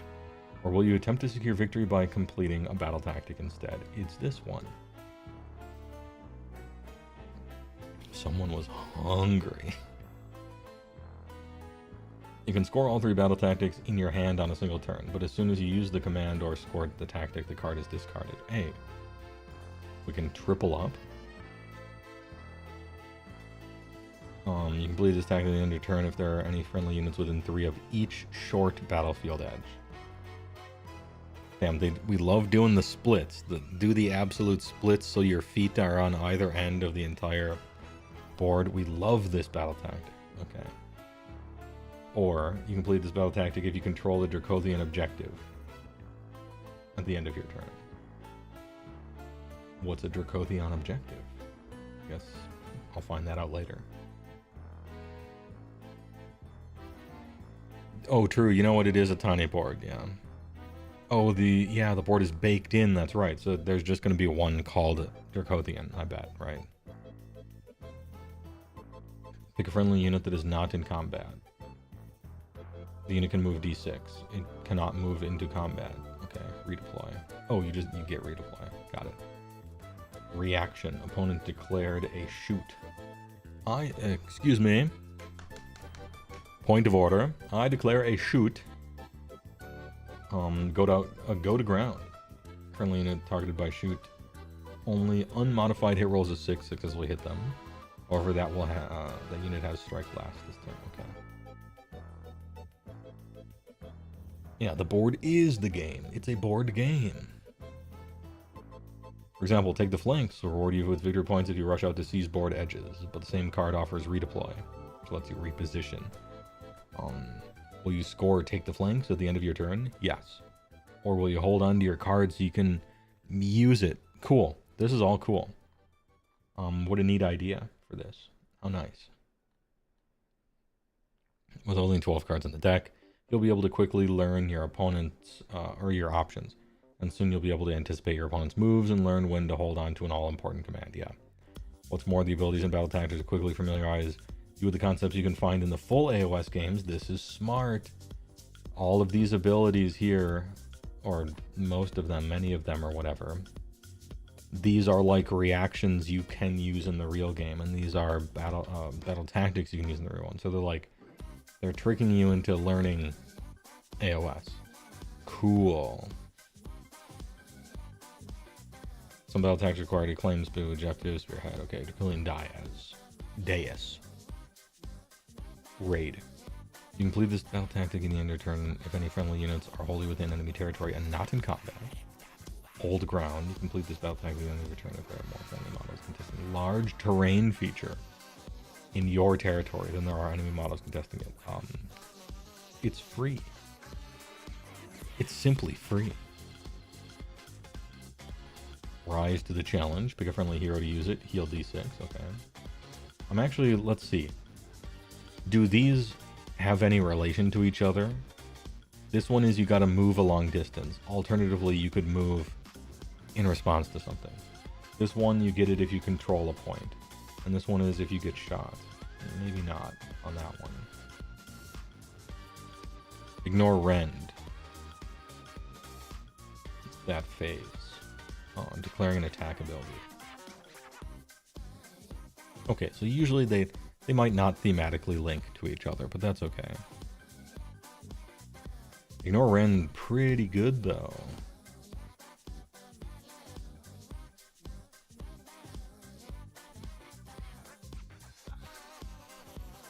I like this way of doing it better than what we've heard about for Age of Sigmar.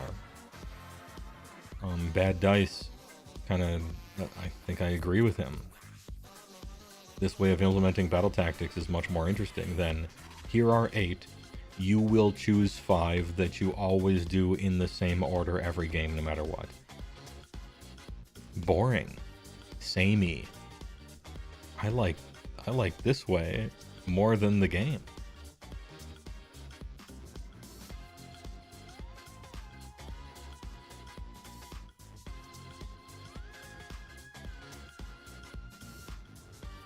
So you can't just simply use these in AoS.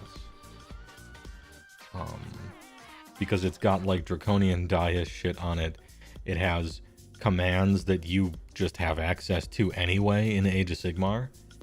But damn, I like almost straight copying these and putting them into Age of Sigmar instead of the kind of homogenized BT system we have now.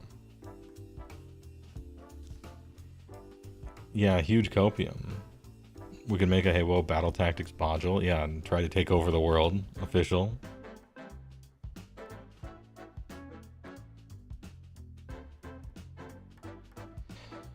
Do you want to raid your opponent's territory or keep that rend reducing steel defense in your pocket? Hold ground or rise to the challenge? With only 12 cards in the deck, you'll be able to quickly learn your options. Cool. Cool.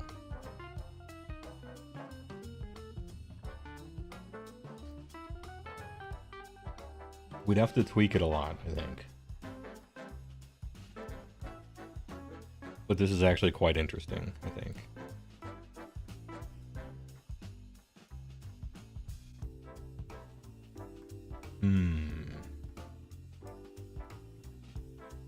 Damn, kind of interesting. Man, this is kind of interesting.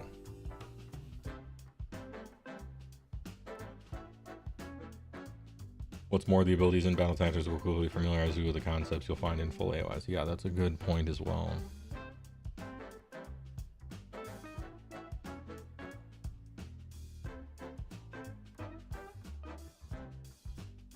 The priority role and underdog mechanics are both alive and well in Spearhead, adding more tactical layers to the game because Spearhead's a game of hard-fought, nail-biting battles with tense finishes. Seizing the initiative from priority comes with a sting in the tail. You won't be able to draw... Ooh, you won't be able to draw any battle tactic cards. Oof. I'm getting the sense that in this game, that sounds like a big deal. You won't be able to draw any battle tactic cards unless you are the underdog, and the difference in victory points is 5 or greater.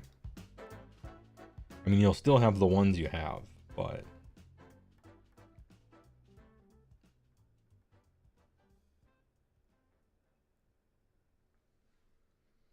So usually you're not going to draw any extra cards. Okay. You can plan for that, though. Anyway, this is all very interesting. At the start of every battle round, you also determine which player is the underdog. Person who's behind on victory points, just straight up. Okay. Then you'll draw a twist card that will impact the battle in some way, providing a bonus for the underdog.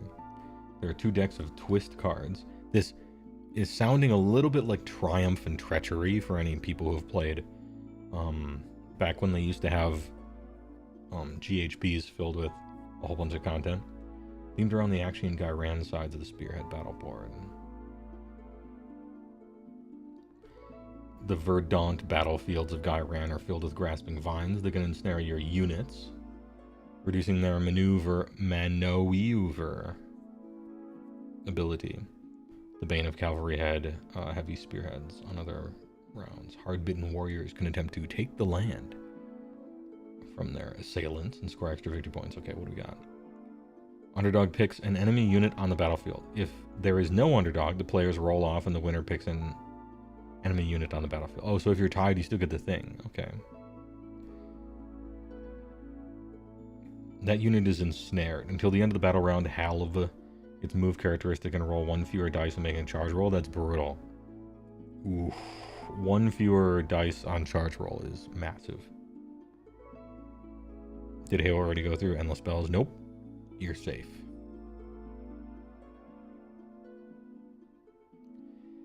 Take the land. Each player scores 1 extra victory point at the end of their turn if there are more friendly models contesting the large terrain feature in enemy territory than there are enemy. Okay. In addition, underdog adds 1 to wound rolls for attacks made by friendly units. The targeted unit contesting the large terrain feature. Okay.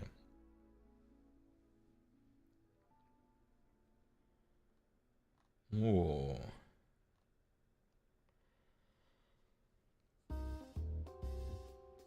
Those who fight in Akshay will need to be wary of Khorne's presence in the realm, as the blood god's influence can encourage even the staunchest servants of order to let the blood flow. Fighting in the realm of fire can also mean contending with blazing elements and battlefields wreathed in smoke. Okay. Akshay twist. This is reminiscent of the Realms of Battle rules from 2nd edition, which were really cool. I liked those. Absolutely booming over here. Remember when GHBs were cool and had tons of content in them? Anyway, each player scores 1 extra victory point for each enemy unit destroyed that turn. Dude, for each? Let's go. If one of the players is the underdog, picks 1 friendly unit to be frenzied, add 1 hit rolls. The underdog picks 1 objective if there's no underdog. Wreath and smoke. Only unmodified hit rolls of 6 hit for attacks that target a unit contesting that objective. Interesting. Oh. Dude, this is... We're getting like a greatest hits of former GHB stuff. Triumph and Treachery. Realms of Battle. My copium is at maximum levels that they decided to add fun, good rules to Spearhead but not to the real game. Absolutely seething. Skaven seething.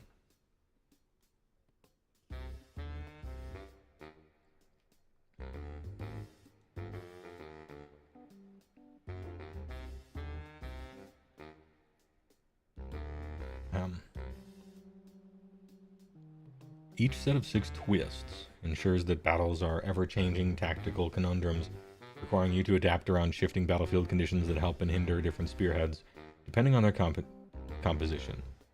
And then at 2,000 points, every game is the same. Thinking on your feet and responding to the ebb and flow of battle is paramount. And this means that the Spearhead games you play on your coffee table at home will offer the same kind of tactical depth, heroic turnabouts, epic moments as full-sized games of Warhammer Age of Sigmar. Plenty more Spearhead coverage over the coming weeks, but tomorrow we'll be going to find out what narrative players can expect from the entirely revamped Path to Ignore He mode, which features in the core book for Warhammer Age of Sigmar. Shit. Come for Shinzo Abe, stay for Big. Yeah, I appreciate it. Absolute Moon Man. Did you scroll all the way down in the last article? Which one? Introducing Spearhead? Oh, all this stuff? These roles will be available for free online shortly after the release of the launch set. What were they referring to? Where's the asterisk?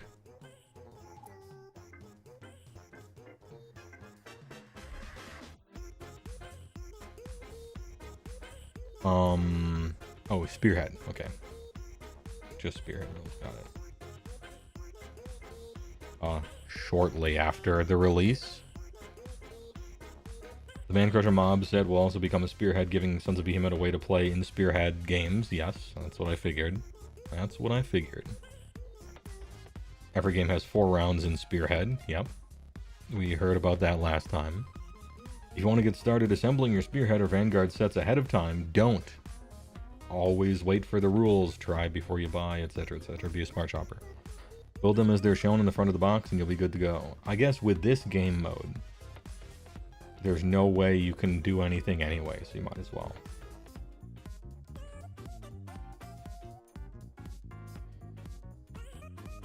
Grabtoe, thanks for the first time chat. Hopium for HeyWoah is if Man Crushers can get a Spearhead, then Beastclaw can get one too. Yeah, I don't know that we have one, do we? We used to. It was 1 monster and 4 Mournfang. And it was the most cost-effective thing you could buy from Games Workshop at the time. I'm not sure what kind of stuff you can do now, though. They got rid of that box. It was the value was too strong, so they got rid of it. I'm not sure what we got now. So, okay, Path to Glory. Sorry. Spearhead. It is. You just buy the box, and then the rules writers have suffered greatly, and looks like toiled pretty well, to try to figure out a way for all of these boxes to be roughly playable against each other and kind of balanced. Here's the Ogre one, by the way. Technically, 2 Mournfang exist.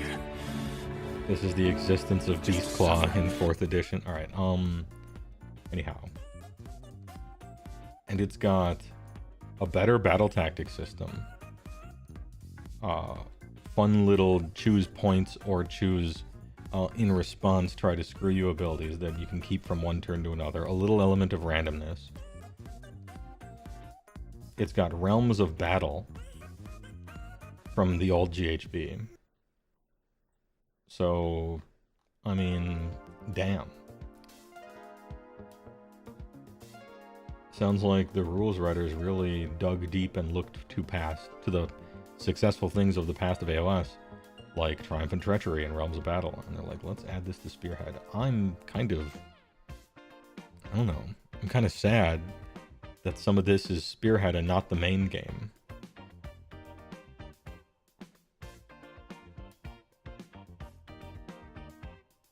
but hey, alright.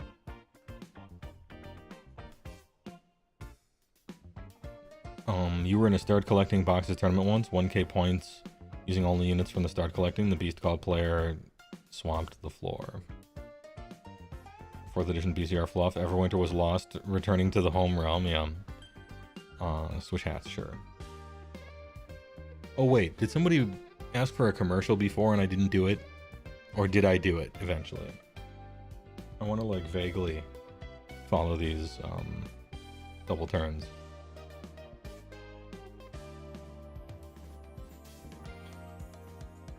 You wanted a commercial for more cream. That's right, I told you to remind me. And now you have. Good. Alright. Hopium, the multiple spearheads for the same faction, give some different playstyles. Yeah, I'm hoping for that too. IJ desperately needs one. Well, depending on how much hopium you want to sprinkle on top of your ice cream sundae, that wouldn't even be the same faction, right? Ironjaws is simply an army. Like it has been and should be. So that wouldn't even be, you know, that wouldn't even be a big deal. Yeah, the current one is just Cruel Boys, and that's fine, because hopefully Cruel Boys is its own army, and they unsupify them. Anyway, I'm going to give you guys the commercial that I forgot about. Please enjoy a word from our sponsor. Right now, you could be savoring the rich, creamy flavor of angel food ice cream. It's the extra cream in angel food that blends all of your favorite flavors so they're always smooth and creamy, never pointy. How about some rich and creamy angel food ice cream right now? Nice. Good old simple pleasures. A little weird not to be able to use your centerpiece for the whole game. Yeah, but they built these boxes without a care for the morrow. And then after that, the rules writers had to figure out some way of making them balanced, so that's what they gotta do. I understand, it makes sense. If it's still balanced because you get your centerpiece later, then, you know, fair enough, right? Ironjaw's not having one makes you hopeful for the Orc Divorce. Yeah, my hopium levels are pretty high for that. That would be the Orc Divorce. Dreamium detected. Anyway, I think this is cool. This is in general a good idea. I've been convinced. I think this is all around essentially a great idea. I wish they would have thought about it earlier so they didn't have to jury rig this kind of thing into place with some of them. But you gotta work with what you work with, and this seems like just a good idea, doesn't it? It's not really 1K. It had to have different rules than 2K. Like, I suppose that's the inescapable truth. You have to have different rules than 2K in some ways. Otherwise, whoever gets the double turn just kills 500 points, and then the game's over because you don't have the extra 1500 for the next wave of back and forth, which is what makes, you know, priority fine at 2K for the most part, among other things.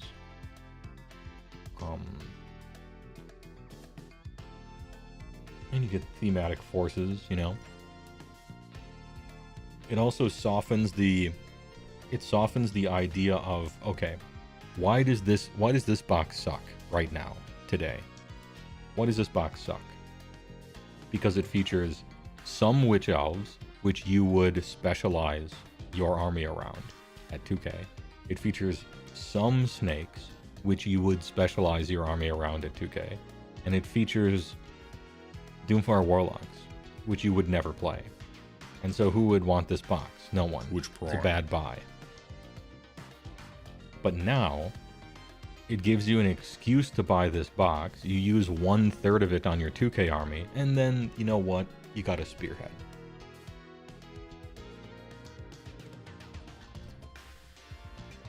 Really, you're just, what are your rules but excuses for the players to buy your models, right? I mean, good call, actually. Always on tilt. Thanks for the big prime. I appreciate it. They attempted this with 40k and it was basically never played. That being said, this does look quite a bit better. Yeah, I don't know. It's always a mystery whether something like this will take off, but I think it's a good idea. And it looks to be pretty reasonably thought out. And then furthermore, if you have a big collection, you probably just have this for a lot of these, depending. And so you can just play it if you want.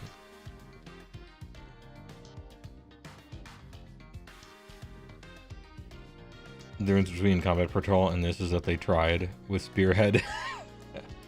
Fucking got them. I think AoS will have more room for it than 40k does. Probably. Yeah, they're including the Doomfire Warlocks until the factory, until their warehouse is finally empty with them. They must have just overproduced them. Or they've never been good and so no one ever bought them. I don't know. Supposedly, game mechanic strength doesn't drive sales in a meaningful way. People keep saying.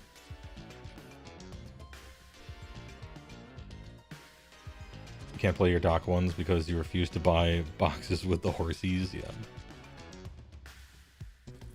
Yeah, it is a double kit with, oh, what are they called in, what's the double kit version in Cities? I can't remember what the alternative build was. Dark Riders, that's it. Yeah. The weird thing is you've seen the Doomfire Warlocks out of stock. That must have just been to rebox them or something. I don't know, maybe. Look, we only know from our perspective and the people in our, you know, around us and stuff. Maybe these shits are just actually really popular. As recently, especially the most recent MFM. I don't know what MFM is. The AoS team looks like it's doing really cool stuff, and the 40k team is just dropping the ball over and over. It's different teams. I don't know. I don't think anybody on the 40k team works on the AoS team. They're different departments or different teams. Upcoming warehouse closure is only to restock Doomfire Warlocks. Good meme. MFM is basically the battle scroll for 40k. Munitorium Field Marshal. Oh, neat. Field Manual, I mean.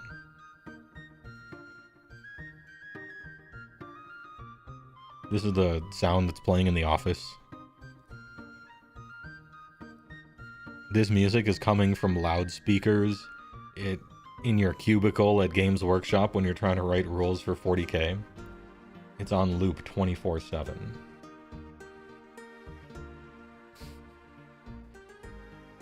It's starting to affect production. Anyway, what else can I say about this? It seems good. It seems to be a good idea. Giving players more of an excuse to buy things, having it not be a waste. I don't know if it'll catch on. The battle tactic thing seems cooler than the real game. The Triumph and Treachery thing seems cool because it always was cool. It was a great idea. I wish they would have implemented it. The Realm of Battle thing has always been cool because it was a cool thing when we had it in second. Good. Let's go.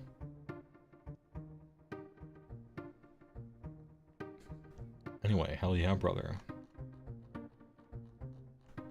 Holy shit, I like Spearhead now. Am I going to get a Spearhead box? Hell no.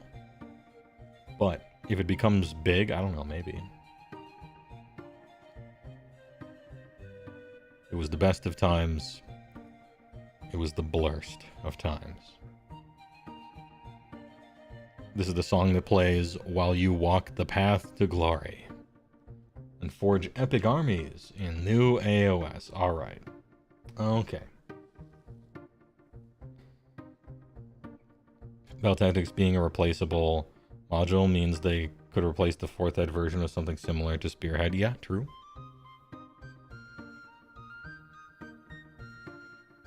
Apparently there's already a tournament set up for Spearhead. Yeah. I mean, there's tournaments set up for a lot of, like, kind of side game stuff the Games Workshop tries. Usually the support doesn't stay. But, I don't know, it seems like they're kind of serious about this. Copium. We'll see. I don't know. I was expecting to not care, but it seems cool. In keeping with what I just said, I was expecting to not care, but it seems cool. Let's read about Path to Glory and see if we can be 2 for 2 on the pleasantly surprised meter.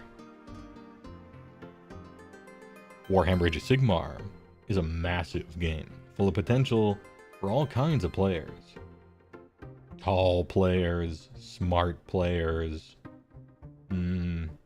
wide gamers, whatever. Spearhead is a way to play fast, yet tactical battles, while matched play in the General's Handbook provides a framework for larger, more complex games and tournament play. Every mode lets you tell great stories with your armies, but Path to Glory is for those who want to take that narrative one step further. Okay, real quick grammar question. One step further or one step farther? Any random authors or editors for a, maybe on the board of a magazine or website or something, any English majors? I have always said one step further. Because farther to me is like a physical distance, and it's, I guess one step further is sort of a metaphor in a way because you're talking about something. Further is more, farther is distance. Okay, so when you say one step, you're talking about distance, but you're using that whole bracketed talking about distance metaphorically. So which one do you do? Or figuratively, I guess.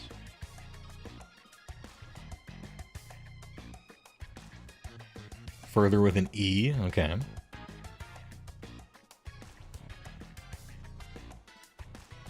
Both are acceptable. Don't be a prescriptivist. I don't know what that is. I'm actually asking for myself. More Nexter. Just ask ChatGPT. I don't know what your guys' experiences with ChatGPT, but mine has been. I don't use it a lot. Every once in a while, I go to ChatGPT and I ask it a question, and 100% of the time, it is crazy wrong. Just literally incorrect.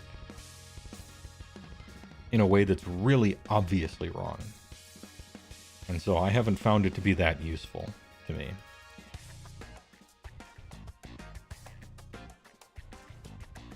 Like, I guess I could ask it a question that I could otherwise just Google, but why would I do that, right?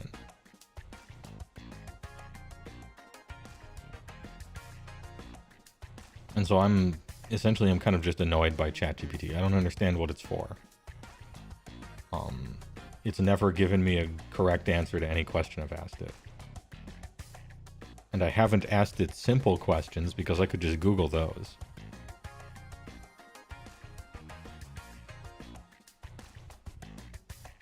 Even though it's a distance metaphor, you're still talking about a metaphor, so it's further instead of farther. Okay, yeah, that makes sense to me. Singular football more. How many, yeah. Can we do this in freedom units? How many burgers? How many bullets? How much oil exactly is it? We gotta use freedom units here. 2d6 charge there, yeah. UK can't use farther. It's too similar to an old UK currency. Oh, yeah. I know that. Hey, I get that reference. Haha. Also, as a linguist, further is the currently acceptable usage. I went further than Sally. But also, language is made up, so send in. I mean, yeah, it's made up, but so is money. And that shit's real. So... who's the linguist, and are they cunning? Armedian. It's for coding. It gives you pretty good directions for Java codes. Okay, okay.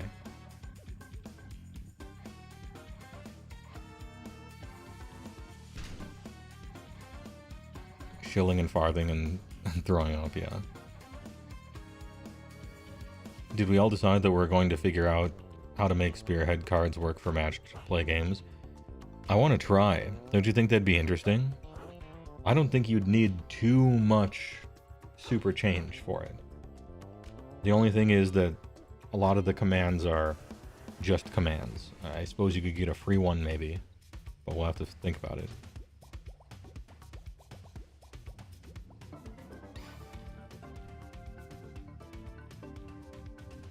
Anyway, what were we talking about again? Oh yeah, ChatGPT. In fact, the most recent ChatGPT question I asked was, in first edition, Age of Sigmar, how many total war scrolls are there in the whole game? I figured this would be a question that ChatGPT could answer, because there's a real answer to it somewhere. I just didn't want to try to find a first edition version and like look it up myself. And it couldn't answer it. It couldn't do it. It said like over 100. It said many hundreds. There's a lot. The paragraph it gave me was like, considering the fact that new units are added and taken away all the time, there isn't a great answer to how many war scrolls there exactly are in Warhammer Age of Sigmar. And I'm like, okay, in first edition, how many were there? And it's like, well, even in first edition, sometimes they added some and sometimes they didn't add some. And I'm like, okay, on this exact date, how many war scrolls were they? And it couldn't do it. It just couldn't do it. It's like hundreds. I'm like, yeah, but I'm doing a video and I want to just say the exact number, but it couldn't do it. So I'm like, fine. I don't know.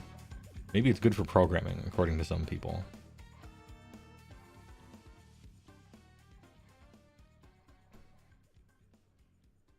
It's an algorithm that spits out information it's scraped. Yeah, pretty much. I mean, I suppose it's like,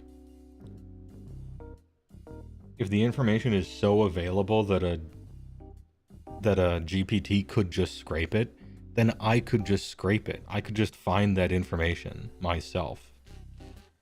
You know? I don't know. Maybe I thought that it was a magic box or something and it could just answer a question. But that's, you know.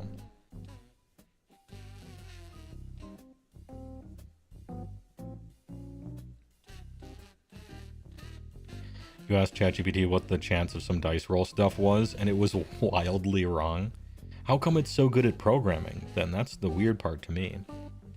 I've asked it math questions before, and it's been hilariously wrong. It's bad with historical stuff. It's bad with gaming stuff. It's bad with my AoS questions. It's just always wrong. How come it's right about programming stuff? Enough for programmers to use it.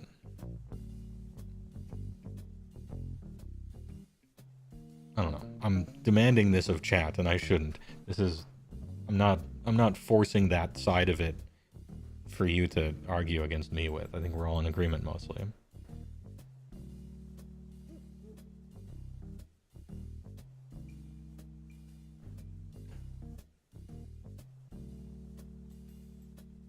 Oh, Docking has jumped into YouTube chat to talk with the linguist because his wife is one. Oh, nice.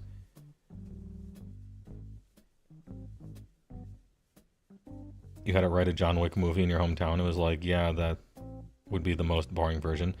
When you ask ChatGPT to like write anything, it's so bad. It's so bad. I can go to a website and I start reading the website and it's instantly clear that no human has written this. Because it's written in a way that's so bad. And damn, I'm gonna pull one of those stupid I can tell it's Photoshop because of the pixels thing, but it kind of is that. I can't really explain to you how I know. It's just like you can feel the total lack of effort and care in a bizarre way that humans don't think or speak. The voice is so weird. Yeah, it's like real bad CG in a movie, essentially. I'm sad that a whole bunch of humans are going to get fired and replaced with this thing that produces absolute slop. But such is the age we live in.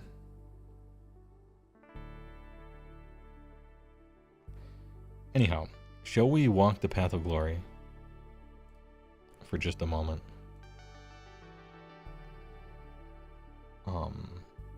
Let's do path PTG, shall we? People love slop, though. They do, that's true. And never forget it, okay? A lot of people complain about democracy, and a lot of people complain about capitalism, and a lot of people complain about the market, and a lot of their complaints are very reasonable. But never forget that it's just reacting to what most people want. And so remember, at the end of the day, it's always the people's fault, okay? The children yearn for slop. They need it. They have to have it. It's a different type of slop, bad ice. So I wonder if it will catch on or not. And this is a different flavor of slop. Yeah, the average person can't wait to watch the next Marvel movie still. And goes to Spiky Bits and loved Starfield for its great story. And I don't know, you know, it's don't think about it too hard.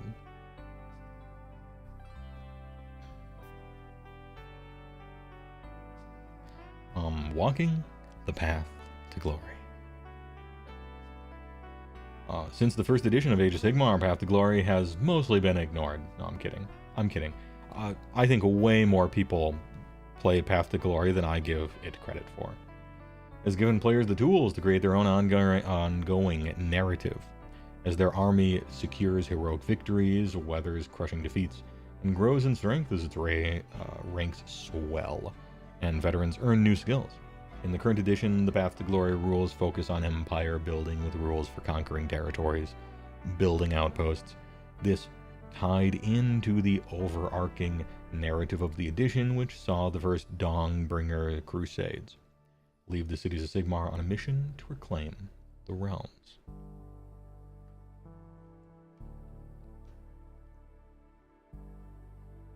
This is you.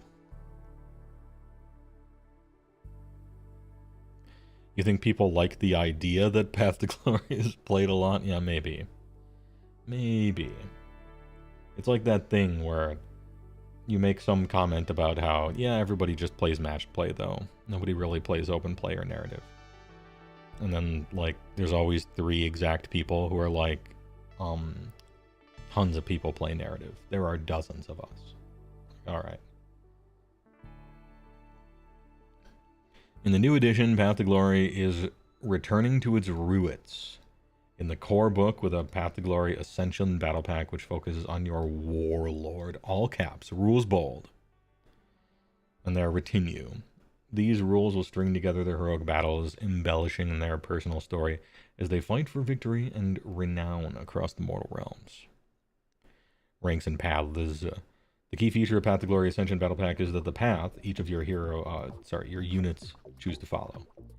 These fight battles on your companion, your units, including all your heroes, monsters, and anything else, will gain ranks. Refilling XP bars. Okay. There are 4 ranks to progress through as you earn renown for participating in battles. Once a unit has gained 5 renown points, it earns its first rank. Each time one of your units gains a rank, you get the choice of 1 or 2 different abilities from the appropriate step on its path. Once the unit has gained the legendary rank, it does not earn any future gain. Dude, look at how many games you be playing. Alright, a lot of Path to Glory games, it seems. When a hero gains its first rank, you can choose a path. Path of the Warrior, Defender. Oh, just Warrior, Defender? Is it those 2? Path of the Warrior shows a fucking berserker with flame behind him. Path of the Defender, some soup kitchen peasant ass looking farmer guy. Okay. Nice. potato sack. Sure. Reroll charge rolls for this hero. Heal D6. Sounds pretty defensive. No, I'm kidding. Once per battle, any combat phase. Heal 1 to this unit, end of any turn. When this unit uses a retreat, no mortal damage is inflicted on it. Oh yeah, normally, now, I forgot that one change. When you retreat, you're punished for it. Martial expertise, add 1 hit rolls. I mean, you just get a bunch of stuff. Help, I'm dying here. I don't care. You get to choose a million things. It's a player character thing. I don't know, dude. I don't care. So rules. Each path is whatever. You can get a whole bunch of stuff duct taped to your war scroll. Once per battle in your hero phase, Path of the Devout, you can resurrect them. I don't want to bring the stream down, okay. Your warlord can now participate wholly within the Path to Glory system. What do you mean? Not only can your army's general advance along a path just like any other hero, they also begin their campaign with the first rank already gained, okay. They don't use battle tactics. Instead, they have 6 narrative battle plans.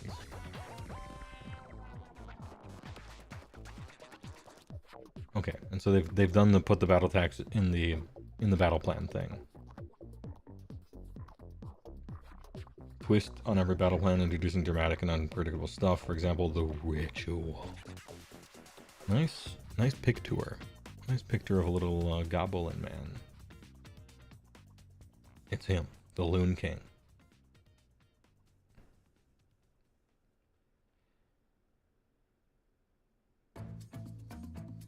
Okay, increase your control score. You can strike last somebody eruption of power. On a 4-up, inflict either mortal damage to that unit. Okay. That's Scragrod. Yeah, the Loon King, like I said. Hey, when you put all of these cool abilities on your hero, he's gonna have a bunch of extra abilities, and that's cool, right? Like, neat. I'm not... Alright.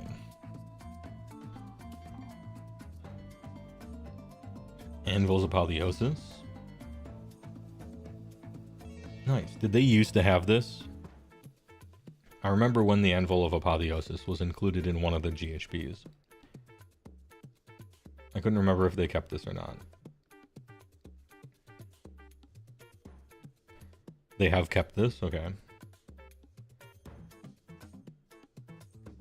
As the battle tomes of the new edition are released over the coming years, each will include its own set of Path to Glory rules. Yes, they always have.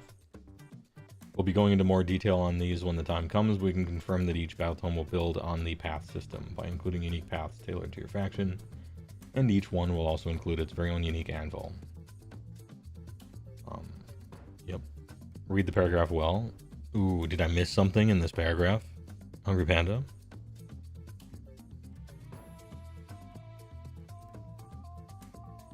Next week, we'll be revealing another model for the Warhammer Age of Sigmar launch set. We're getting closer to the full reveal on 16 May. And we're already covering many of the changes coming to the rules in the new edition for Age of Sigmar. Make sure you're primed and ready. I am primed and ready. Battletome specific anvil instead of one-size-fits-all approach that he used to have. Definitely worth noting, I would say. I agree. Quite nice. Okay.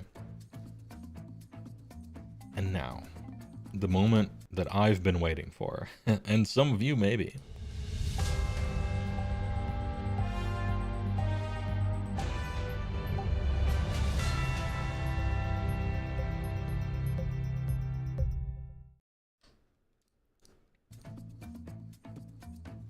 Rules for the actual game. We made it. We made it through. Okay? Let's go. Clash with Eldritch manifestations and demolish faction terrain. Prepare to witness the battlefields of the Age of Sigmar come alive. like never before. In the upcoming edition, endless spells and invocations will surge across the fray, moving, fighting, and charging with the ferocity of mighty units, while armies lay siege to their enemies' faction terrain. Not normally ever something you did, because the faction terrain was couched on a board edge somewhere that you'll never physically get near ever. Not always, but often, we'll say. One of the core design philosophies. Ooh, nice. I want to hear about the design philosophies behind the last edition of Warhammer Age of Sigmar is to have fewer separate systems to learn, but more tactical choices available within each system. Okay, makes sense.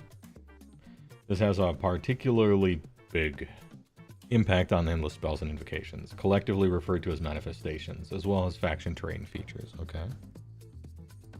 Summoning manifestations. As mentioned in our previous article, manifestations have now been grouped into thematic lores, and you will be able to pick one of these lores alongside your spell lore. Alongside. Oh. Does that mean in addition to? Is that what they just said? You'll be able to pick one of these lores alongside your spell lore and prayer lore when building your army roster. Each manifestation lore provides spells or prayers which allow you to summon the manifestations in that lore. Real shit.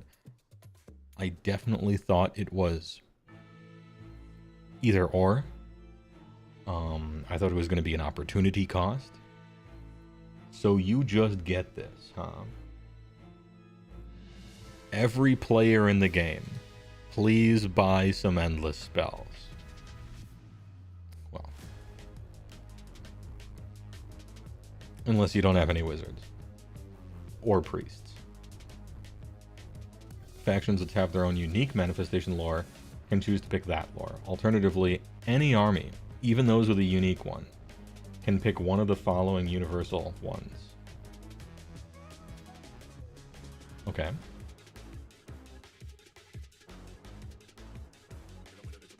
Forbidden Power. Shards Lock On, aka Bringy Dingy. Horrorgas Soulscream Bridge. So we got, in this pack we have debuff, debuff, teleport, teleport.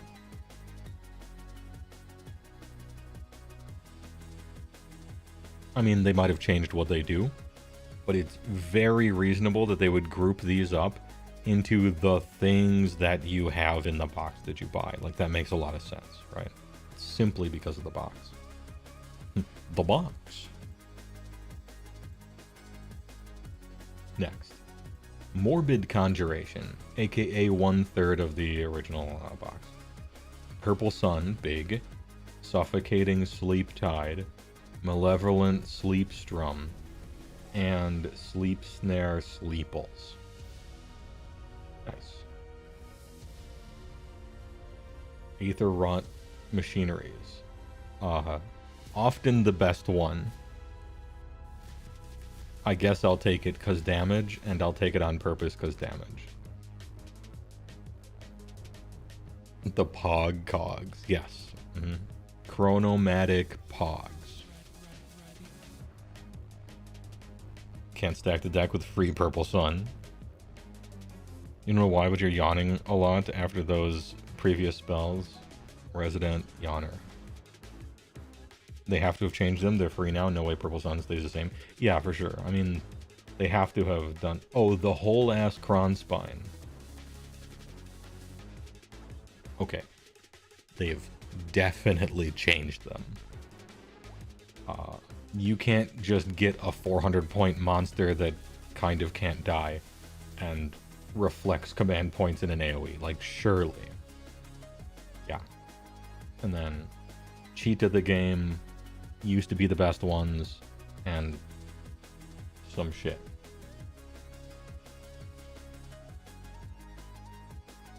Burning Head has always cost twice as much as it should. and I can't believe it doesn't do a lot of damage. Okay, we'll see. We shall see. Interacting with manifestations. I didn't really react to these because I don't know what they do exactly. Right? For the most part, manifestations now work in much the same way as units, which offers more counterplay than ever before. This is immediately apparent when you take a look at a manifestations war scroll. Okay, let's check it. Universal war scroll, Quicksilver Schwartz. Move 8, save 5 up, banishment 7 up. Nice, they got to put this right here. They got a free space for that. Nice. And then health 6. Honestly, good. I think I like that they're just units. You can piggyback on that rule that people are used to already. You don't have to scour stupid paragraphs to figure out how much it moves or what. I think I like this change in general. It's just a unit.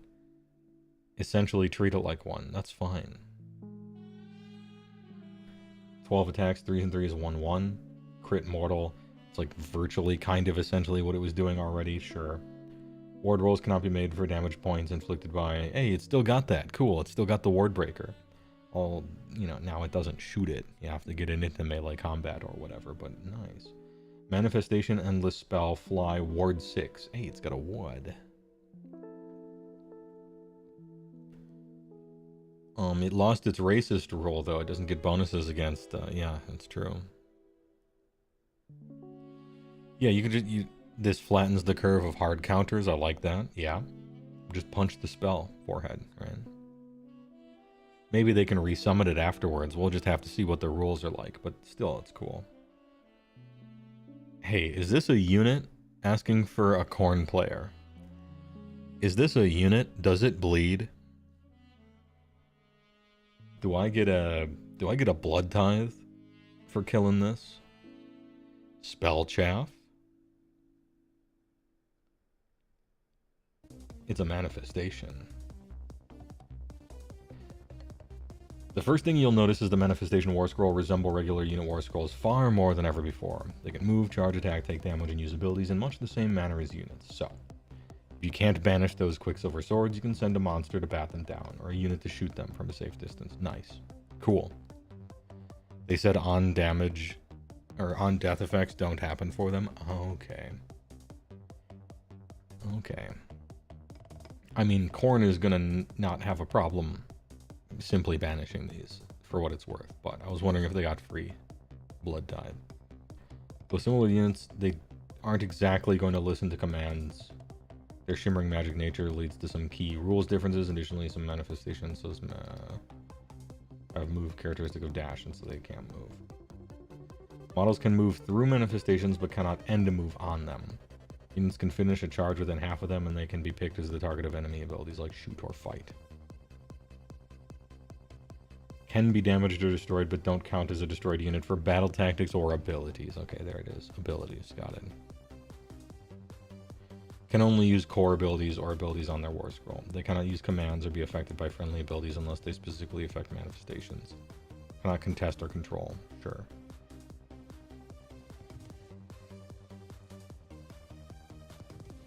You'll need to retreat to move out of combat. Typically cannot be set up more than 9. Okay. You can ignore them when setting up units and can end a move within 3. And you can freely move away. Cannot use any abilities that involve moving. More freedom when placed. Cool. Dude, kind of nice. With some endless, while some endless spells roam across the battlefield destroying their enemies, others provide a powerful effect. And these are the ones that we're really concerned about. Move dash, health 8. Save 4 up, banishment 7. Blinded by the light. Effect. This manifestation cannot be targeted by shooting. In addition, a unit cannot be targeted by shooting if it's impossible to draw a straight line from the model in the attacking unit to the model in the target without passing across. Okay. Essentially kind of does what it used to. For how overpowered everybody thought shooting has always been, I never see stuff like this used. But that's because you would have to be stationary, and it's easy to get rid of. Can it be picked as the target of a charge? As far as I know, yes. It just can't be targeted by shooting attacks.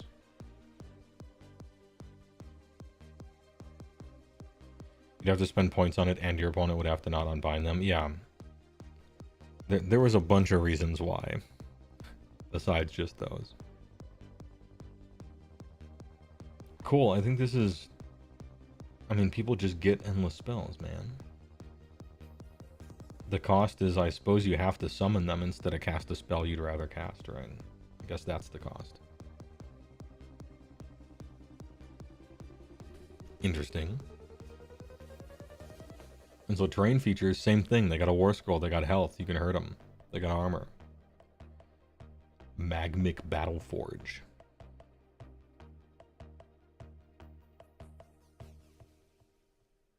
Cover impassable, obscuring. Okay, terrain 1.2 section. Once per battle army, your hero phase. Spending the Forge. Pick a friendly Fire Slayer priest within this terrain features combat range. Then 3. To expend the power. In effect, heal D3 to each enemy... Sorry, each friendly Fire Slayer on the battlefield. Once it's been used, it cannot use the Molten Blessing ability for the rest of the battle. Alright, it's kind of like a Mawpot. Once a game, heal D3 for almost all your guys. This one is literally all your guys, though. Start of any turn, Molten Blessing. Pick a friendly Fire Slayer's priest within this terrain features combat range to be the target. Add 1 to chanting rolls. In addition, the target can use the Unbind ability with this turn as if it had a wizard keyword. Damn. I really, really, really don't like requiring one of my heroes to babysit 3 inches away from my terrain feature all the way in my deployment zone. That shit fucking sucks. But okay. This thing is really close to a Mawpot. It gives you +1 to chant, ours gives us +1 to cast. Once a game you can heal D3, ours once a game you can heal D3. You have to stick by close to it, which sucks for Fire Slayers and sucks real bad for Ogres, probably more. Now I don't know if it has to be in your deployment zone or not, but if it's farther up, your opponent can just kill it, so that's a concern too. It went from a 6-inch range to a 3-inch range? That sucks. Ours is a 1-inch, for what it's worth. I wonder if ours will get accidentally buffed by that. Not that that's a huge deal. Very unimpressed by this terrain feature, but the endless spell stuff is cool.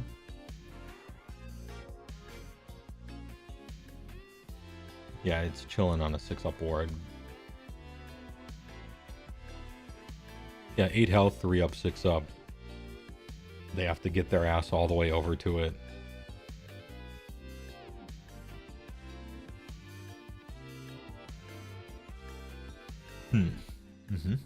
Okay.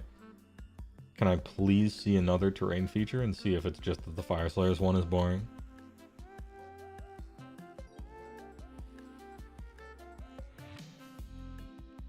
Like static manifestations. Faction terrain features don't threaten units around them, so you can freely move up to them and stay away from them, okay. Unless they have a hero placed on them, for example, in the case of the Skull Altar. Okay, they're keeping that. Some rare faction terrain features can even move or fight. Oh, that's cool. That's cool. Of course, faction terrain is particularly important for some factions, such as Sylvaneth. Factions now have new abilities and summon additional terrain features throughout the battle, such as Sylvaneth's Unlimited Tree Works. The Ogre Maw Pit is definitely going to be able to move around and attack, right? The Maw Pot, no, but the Maw Pit, yeah. I'm calling it. 99% chance. Lord of the Deepwood Tree Song casts on a 6. Pick a friendly Sylvaneth Wizard to cast it. If there are fewer than 3 Awakened Wildwoods, you can set up an Awakened Wildwood. Holy 18 to the caster and more than 3 for any units. Nice. More than 3 from any units, that's kind of close.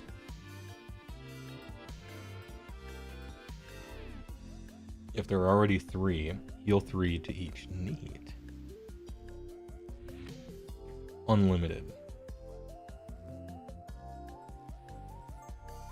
What does unlimited mean? Is that you can cast this an unlimited amount of times each turn? Is that what that means? So you could potentially... You wouldn't, but you have like 6 wizards or something.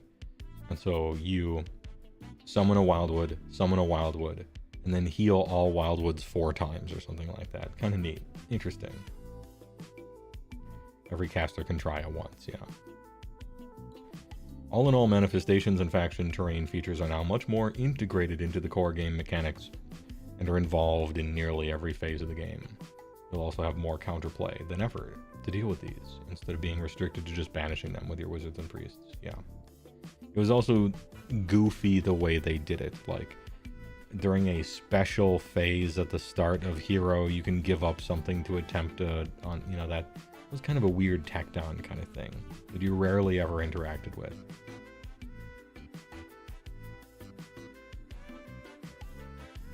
Okay, that's that, huh? Well, let me tell you. I hate the idea of having to babysit your faction terrain by standing within 3 of it in a movement game. Hate that. But maybe that's like my personal preference, playstyle wise. But I don't like that. Who knows what the placement rules of them are going to be? Who knows? Blah, blah, blah, blah, blah, right? There's so much we don't know yet. But in general, I don't like having to babysit something way off in my deployment zone. AoE heal D3 is like alright, I guess. Once a game. Add 1 to chanting rolls. Probably very good. Also can unbind. Like, that's probably very good. There's no universe where it's not very good, actually. So at least there's that.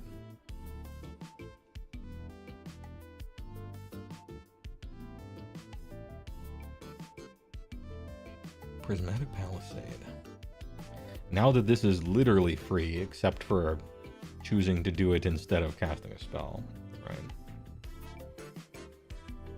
No one has, now they can't complain, right, about getting shot. They just summon a Palisade.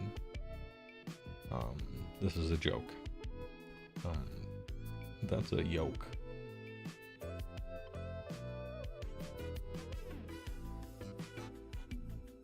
This one's kind of stacked. Spell Portal and Geminids? I guess that's, I don't know. Heal, burn / buff. This thing is probably just a big monster, like has a monster attack profile, you know? I guess these do too as well. This one's pretty stacked too. Whatever the cogs do, I'm sure it's great. And then it used to do straight D6 mortal wounds. Now maybe it's just an attack one. Shackles has the potential of being very good utility. Purple Sun. I wonder what they'll let it do. This one has double movement abilities, maybe. That's weird. Here's an entire ass Kron Spine. I wonder.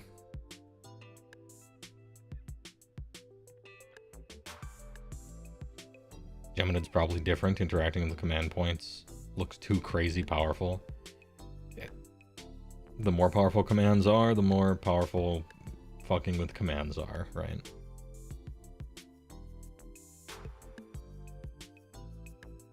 Just give the Ravnak Jaws a Mangleless Squig attack profile. I would rather give it a good attack profile. Pop.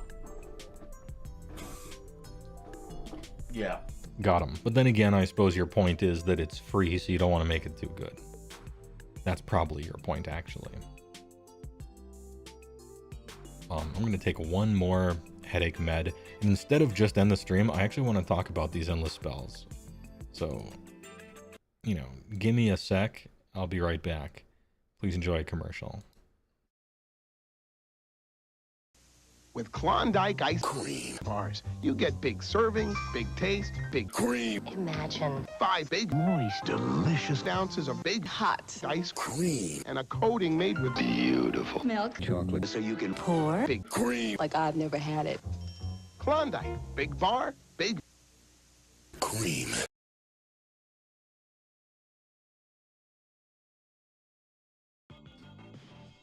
All right, we back. Ahem. I want to talk about these endless spells. This is interesting. Yeah, I say free. Here's something that if I heard other people do it, I would probably respond on Twitter or something. So let's choose our language carefully. There's a lot of ways to think about free as far as endless spells. Yeah, they don't cost points anymore.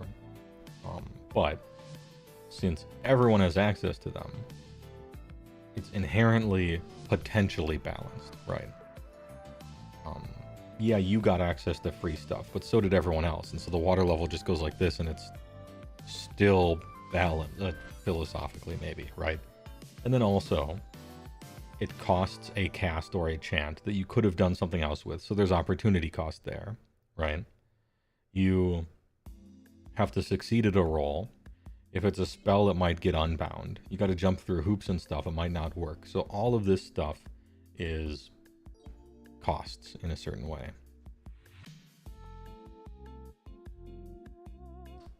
Ahem. And you can't wait to banish a Kron Spine on a 7. Yeah. I wonder.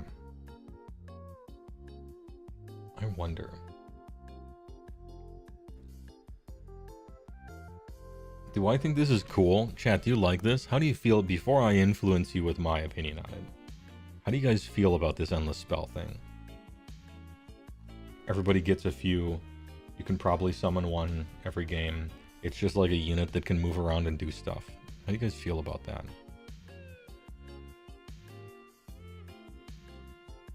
You waste a cast a spell to use them. They make, 12 cast Kron Spine or something, yeah. The only issue is if you have to buy boxes to have options, but a lot of the time you just aren't casting them. You do need to see other spell lores. Yeah, I suppose before we see the spell lores, if they're like really good, then now it's a real hard choice to make. It's a big, but that's like the balance of it, right? It's never been your jam. You love it. You need to see it in play. You think it adds more fun than it takes away. In your faction, had endless spells, maybe you'd be into it. Depends on if you're wizards. You like the design of endless spells, you should pay points or sacrifice your spell lore. Choice to grab them. It's good having it cost a lot of points and did very little compared to the equivalent priced unit. Felt weird. Like they can be attacked, but you're hesitant with them not costing points. It's cool, but as an IJ player, you didn't get into this to cast spells. You probably won't bother. You like being able to punch, though. The tactical shroom nuke from a giant spider. Looking forward to not having to pay 400 points to get all your Gloomspite endless spells. You don't love it. More stuff to buy and carry. Yeah, the traveling to events, right? The subtle tax on playing Sylvaneth, where you have to just bring a shitload of terrain to every tournament or event you go to, or get on a plane, or get on a bus, whatever with it. Like that you don't have to give up space for dudes.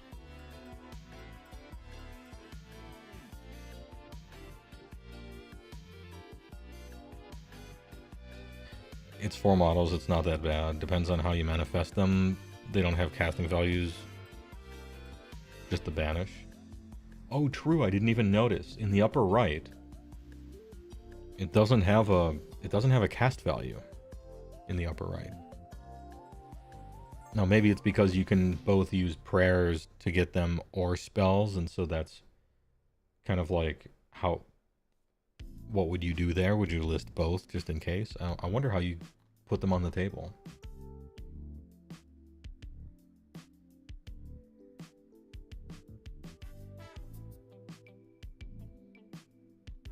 Yeah, I see everybody's qualifying their opinion, which is just intelligent to do, right?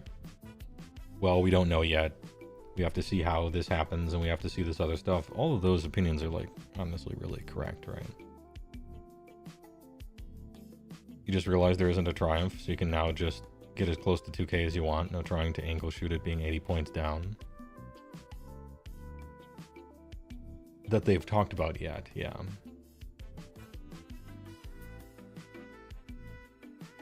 I think I like this. To me, the main problem with endless spells from the get-go was that they cost points. It means they suck. Unless they unlock some crazy combo or something. It means in general endless spells are bad. Because you're paying points for something that might not even exist at all. Right? And that's why, in general, endless spells have always been bad. Every once in a while you get a spell portal or a Geminids or something like that people used, but usually it's like, hey, would you like to spend points for a thing that you also have to spend a cast for that can fail and your opponent can it just doesn't happen? In some games you don't want it. To me, that was like the initial failure of design for the endless spells. I think not costing points is good. And it's up to you or your opponent to try to get them. And you still have those other opportunity costs added on. Maybe I'll feel differently when my opponent summons an endless spell in my way as a stupid, like, speed bump you have to enter combat with over and over and over every game for quote-unquote free, but not really. Maybe my tune will change there. I'm not sure. But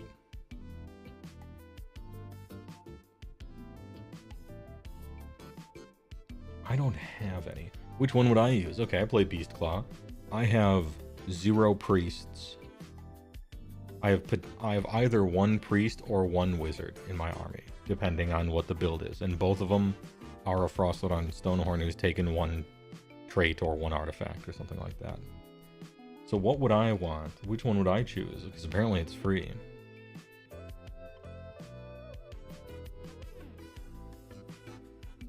Cogs maybe for charges. Like run and charge. Primal Energy for Life Swarm heal plus Gnashing Jaws to just have another thing out.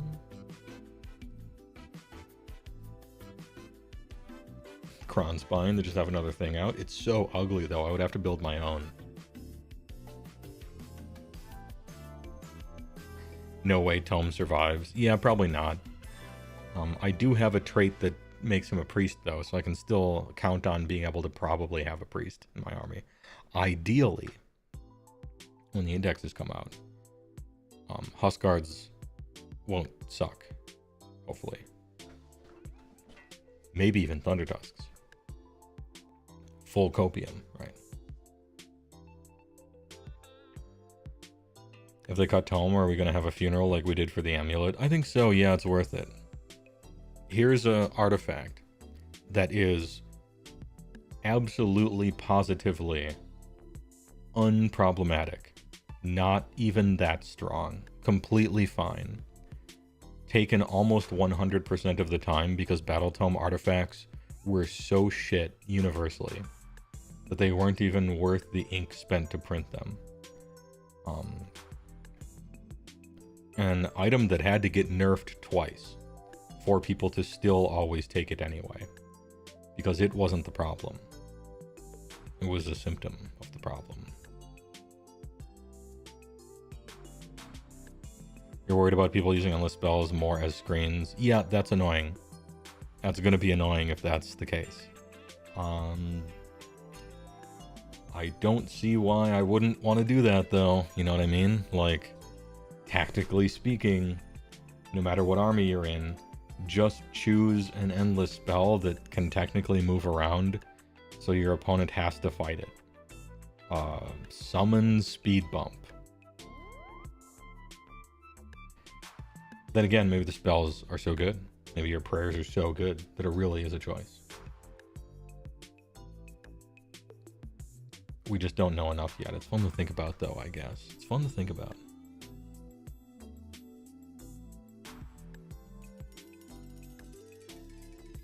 If your opponent tries to move block you, then you could countercharge the endless spell, right? Yeah, you could.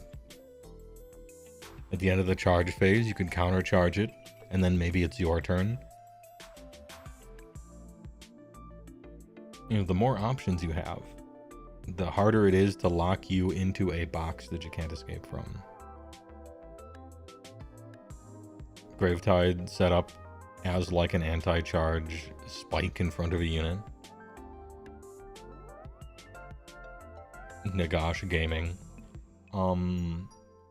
I will say one thing. The wizards in my army cast with no bonuses. On exactly turn 1, if they are within 1 inch of my terrain feature, I do get a +1 to cast, but after that, you have to move up. I hope my terrain feature is not anything like what the Fireslayers one is like, but I know that it will be. Hey, alright.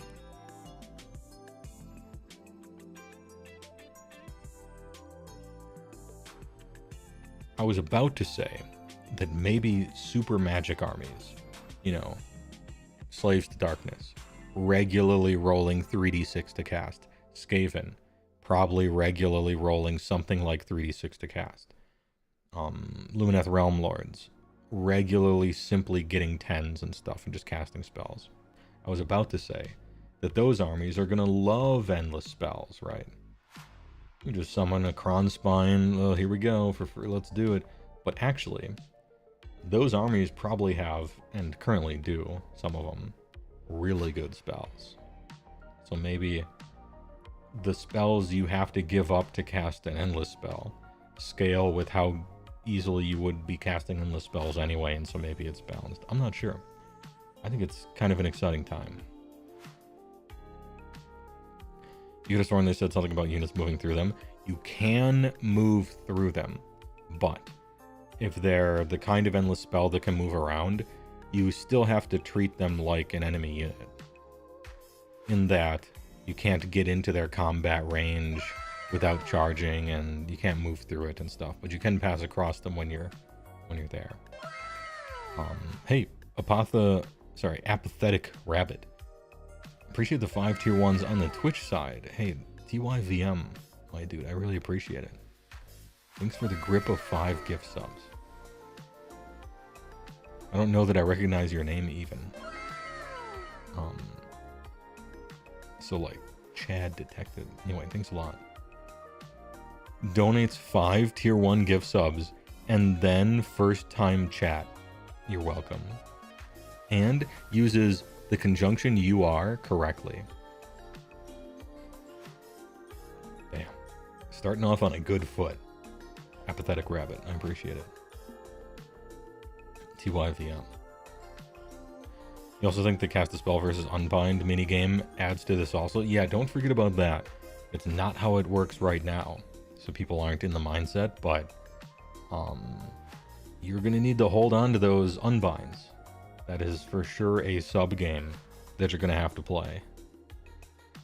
Maybe even hold on to those unbinds for endless spells.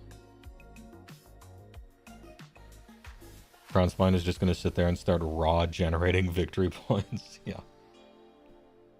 You don't care because you play Trogs, but if they can cast spells, you won't because you don't like spells. Hey, no big deal. There's something for everyone. I'm not really like a I enjoy casting spells necessarily kind of guy either in AoS. I typically have one wizard because of Tome, and he tries to cast Mystic Shield on himself every turn and usually fails. That's my experience with spellcasting. Your friend is talking to you into AoS. Geez, I can't read. Help. You've looked a bit into it and heard about Spearhead. Would getting a Vanguard box of an army you like to start playing be a good idea, or will they be obsolete soon?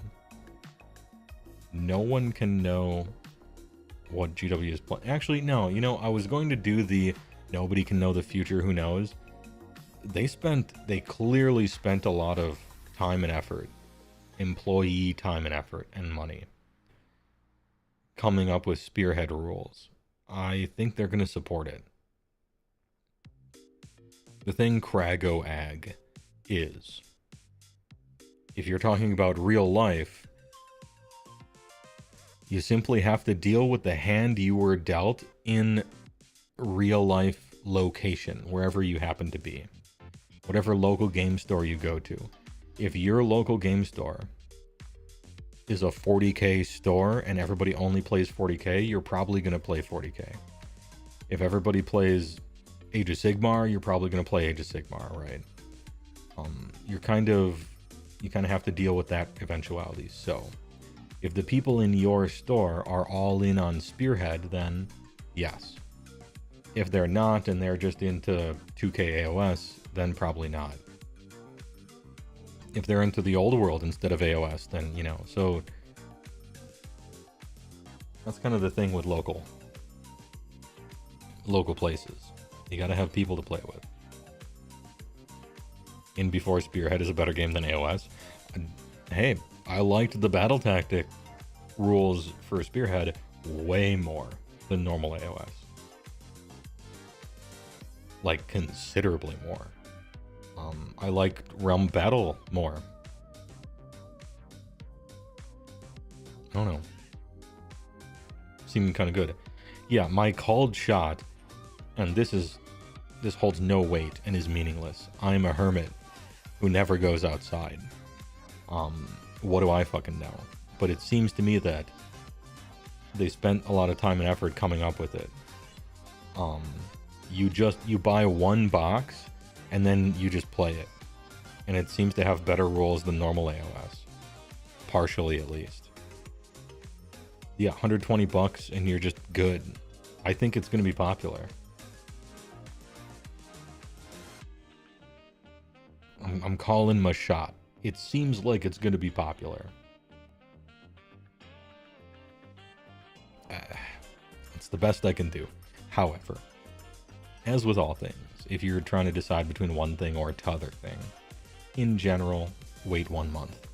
Because, you know, we just don't know how everything's going to shake out. You gotta look at the rules, be a smart shopper. You know? HeyWoah lies, he goes outside. It's true that I must go outside. But very rarely is it ever more than once a week. Sometimes I have to, and that fucking sucks. But, you know, one does what one can. Your LGS store was solely a 40K store, but your buddy and I slowly grew the scene into a dozen strong now 3 years later. Pulling yourself up by your bootstraps. Put in the work. Hey, sometimes it works out. Good story.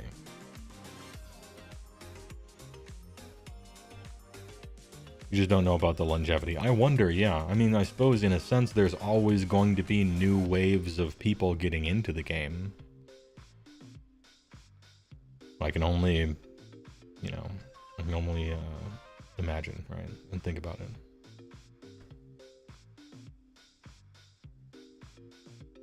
Yeah, and it also allows the stuff that you buy not, like I mentioned when we were talking about it. You know, I buy this box and I'm not going to use a third of it or a half of it. Well, now you have something you can use that.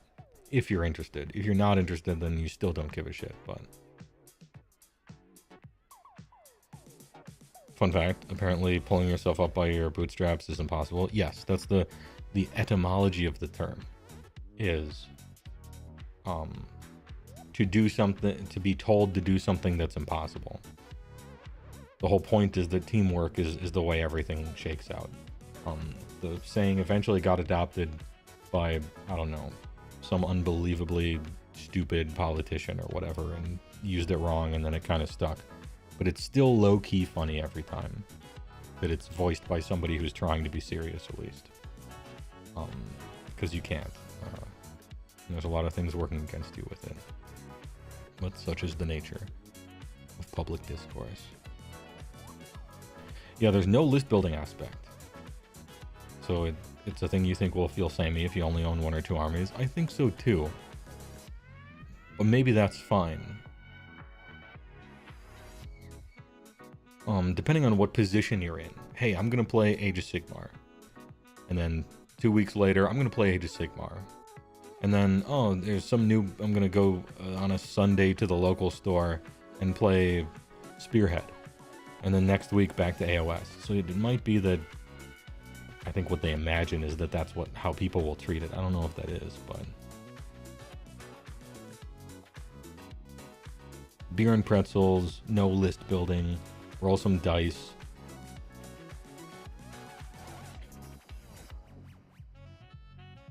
Eat some glizzies, you know. Oh, the variability comes from the interesting scenarios. Yeah, maybe. What do you mean? I will be playing my coworkers on our lunch break. Yeah, for sure, dude. Sure. Put the chainsaw down in the barn, take your helmet off, dust all your fucking clothes, and smock and everything with sawdust. Walk inside the fucking trailer. It's got a coffee pot in there. Heat up some ramen noodles. Wipe the rickety ass linoleum top circular like table. Oh, play a little Spearhead before going back out, split some wood. Let's fucking go. The lunch break. Alright, boys, back out.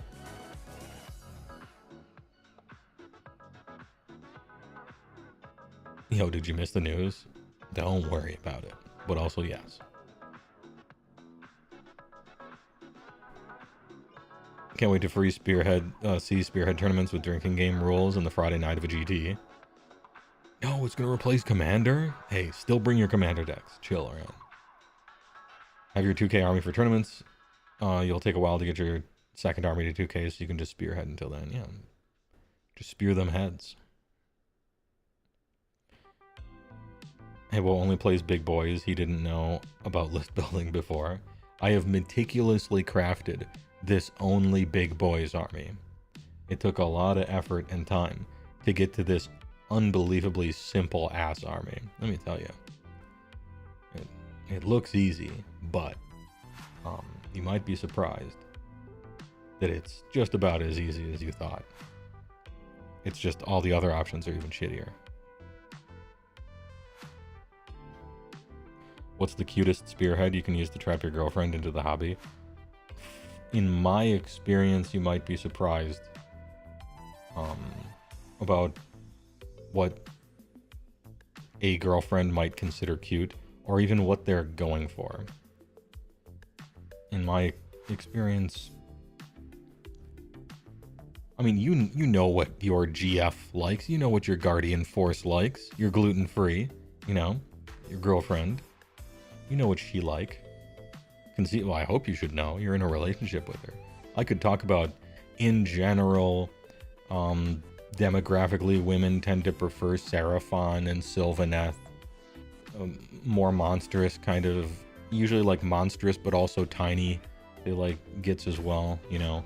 But that doesn't matter. We're talking about an actual one person here, and so I don't know. You would probably know. Let her tell you.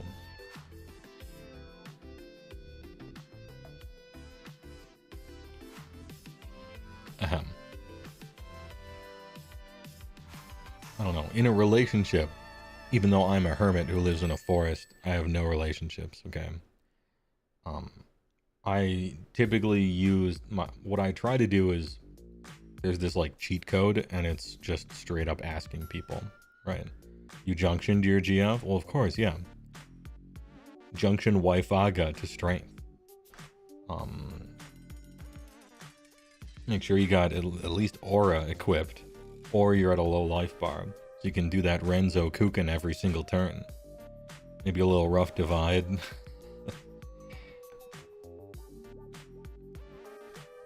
Anyway, but before the Final Fantasy VIII stuff, what was I saying? Oh yeah, just like ask her. Have a conversation about it. Just talking is like OP, I think. I'm not big on surprises. Because sometimes a surprise could be, wouldn't have chosen that if it wasn't a surprise. And you don't want that, right? I don't know. I'm the wrong person to ask.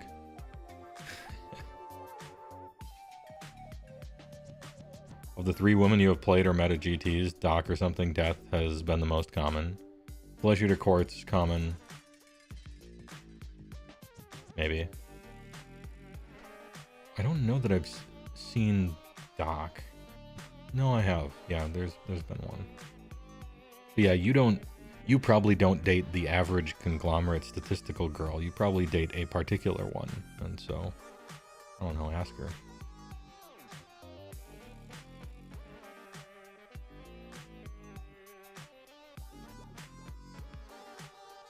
The AoS elves have whatever the heck that is. It's not horses. These clear umbrellas are really popular in Japan. They are. I commented on that the first time we did this. Because I'm like, damn, in the Midwest, we don't do umbrellas in snowfall. Usually because they'd blow away. So.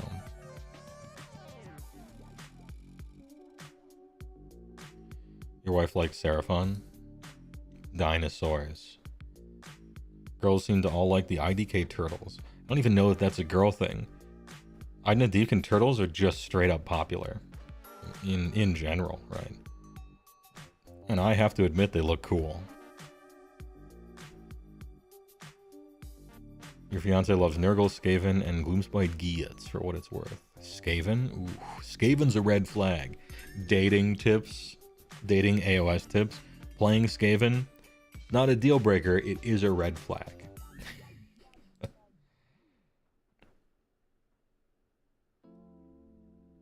GSG is Gene Steer Clark? No, I thought it was Gloomspite Gits, but maybe it's the other thing for Skaven. They're dinos made of real life dinos. Oh, you mean like plastic being a petroleum product? And so, in a kind of philosophical way, what's that meme? An essence of the true form exists in its fake form or something like that. Your wife is AI? Damn, this guy's ahead of the curve.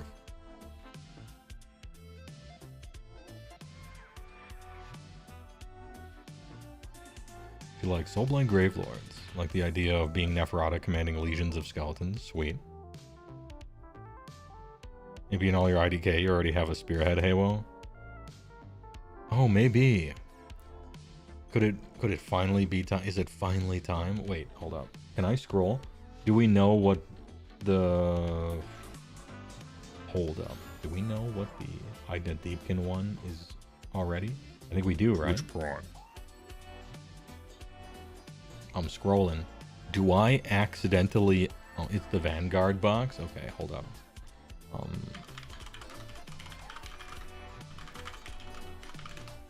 Does HeyWoah accidentally own a Vanguard Ignet Deepkin box already? Nope. Just looked. Nope, I do not. There's Deep Strike Guy, which I have. 10 Thralls, which I have. 3 Eels, which I have. A Shark, which I don't have. Damn, this is actually a very small force. 3 Eels, 1 Shark, 10 Thralls, and 1 Deep Strike Guy. That's a really small Vanguard box. Beats. I am only 1 Shark away. Gooner Games, thanks for the 100 bits. I appreciate it. Isn't your Ela the... Yeah, I have the... My eels are instead riding the manta rays from Zinch, and they're like kick flipping them and doing grabs.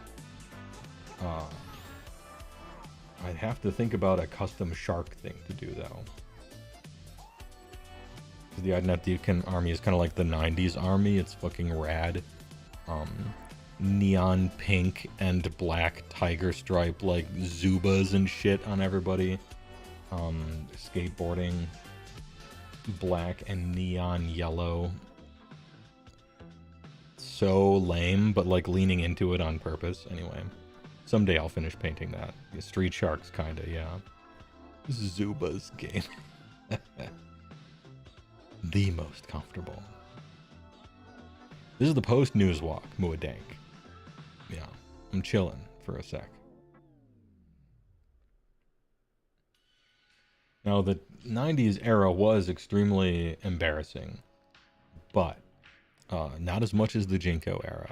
So you can always take that to heart.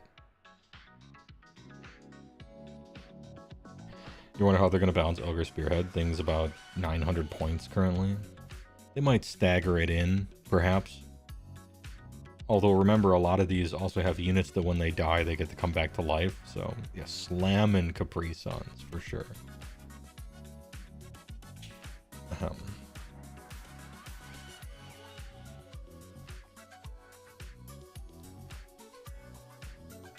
Okay. This is a prize, alright? Spearhead. I don't know if I'll care. Maybe I will, but I wasn't prepared for this looking as cool. This is looking kind of nice. I don't know what the longevity will be or anything like that, but I think they did a good job with Spearhead. We can be objective. Holy fucking shit, I don't care about Path to Glory at all. Still, forever. But this isn't a value judgment. It's just a whole bunch of extra rules and time commitment and playing in a league forever.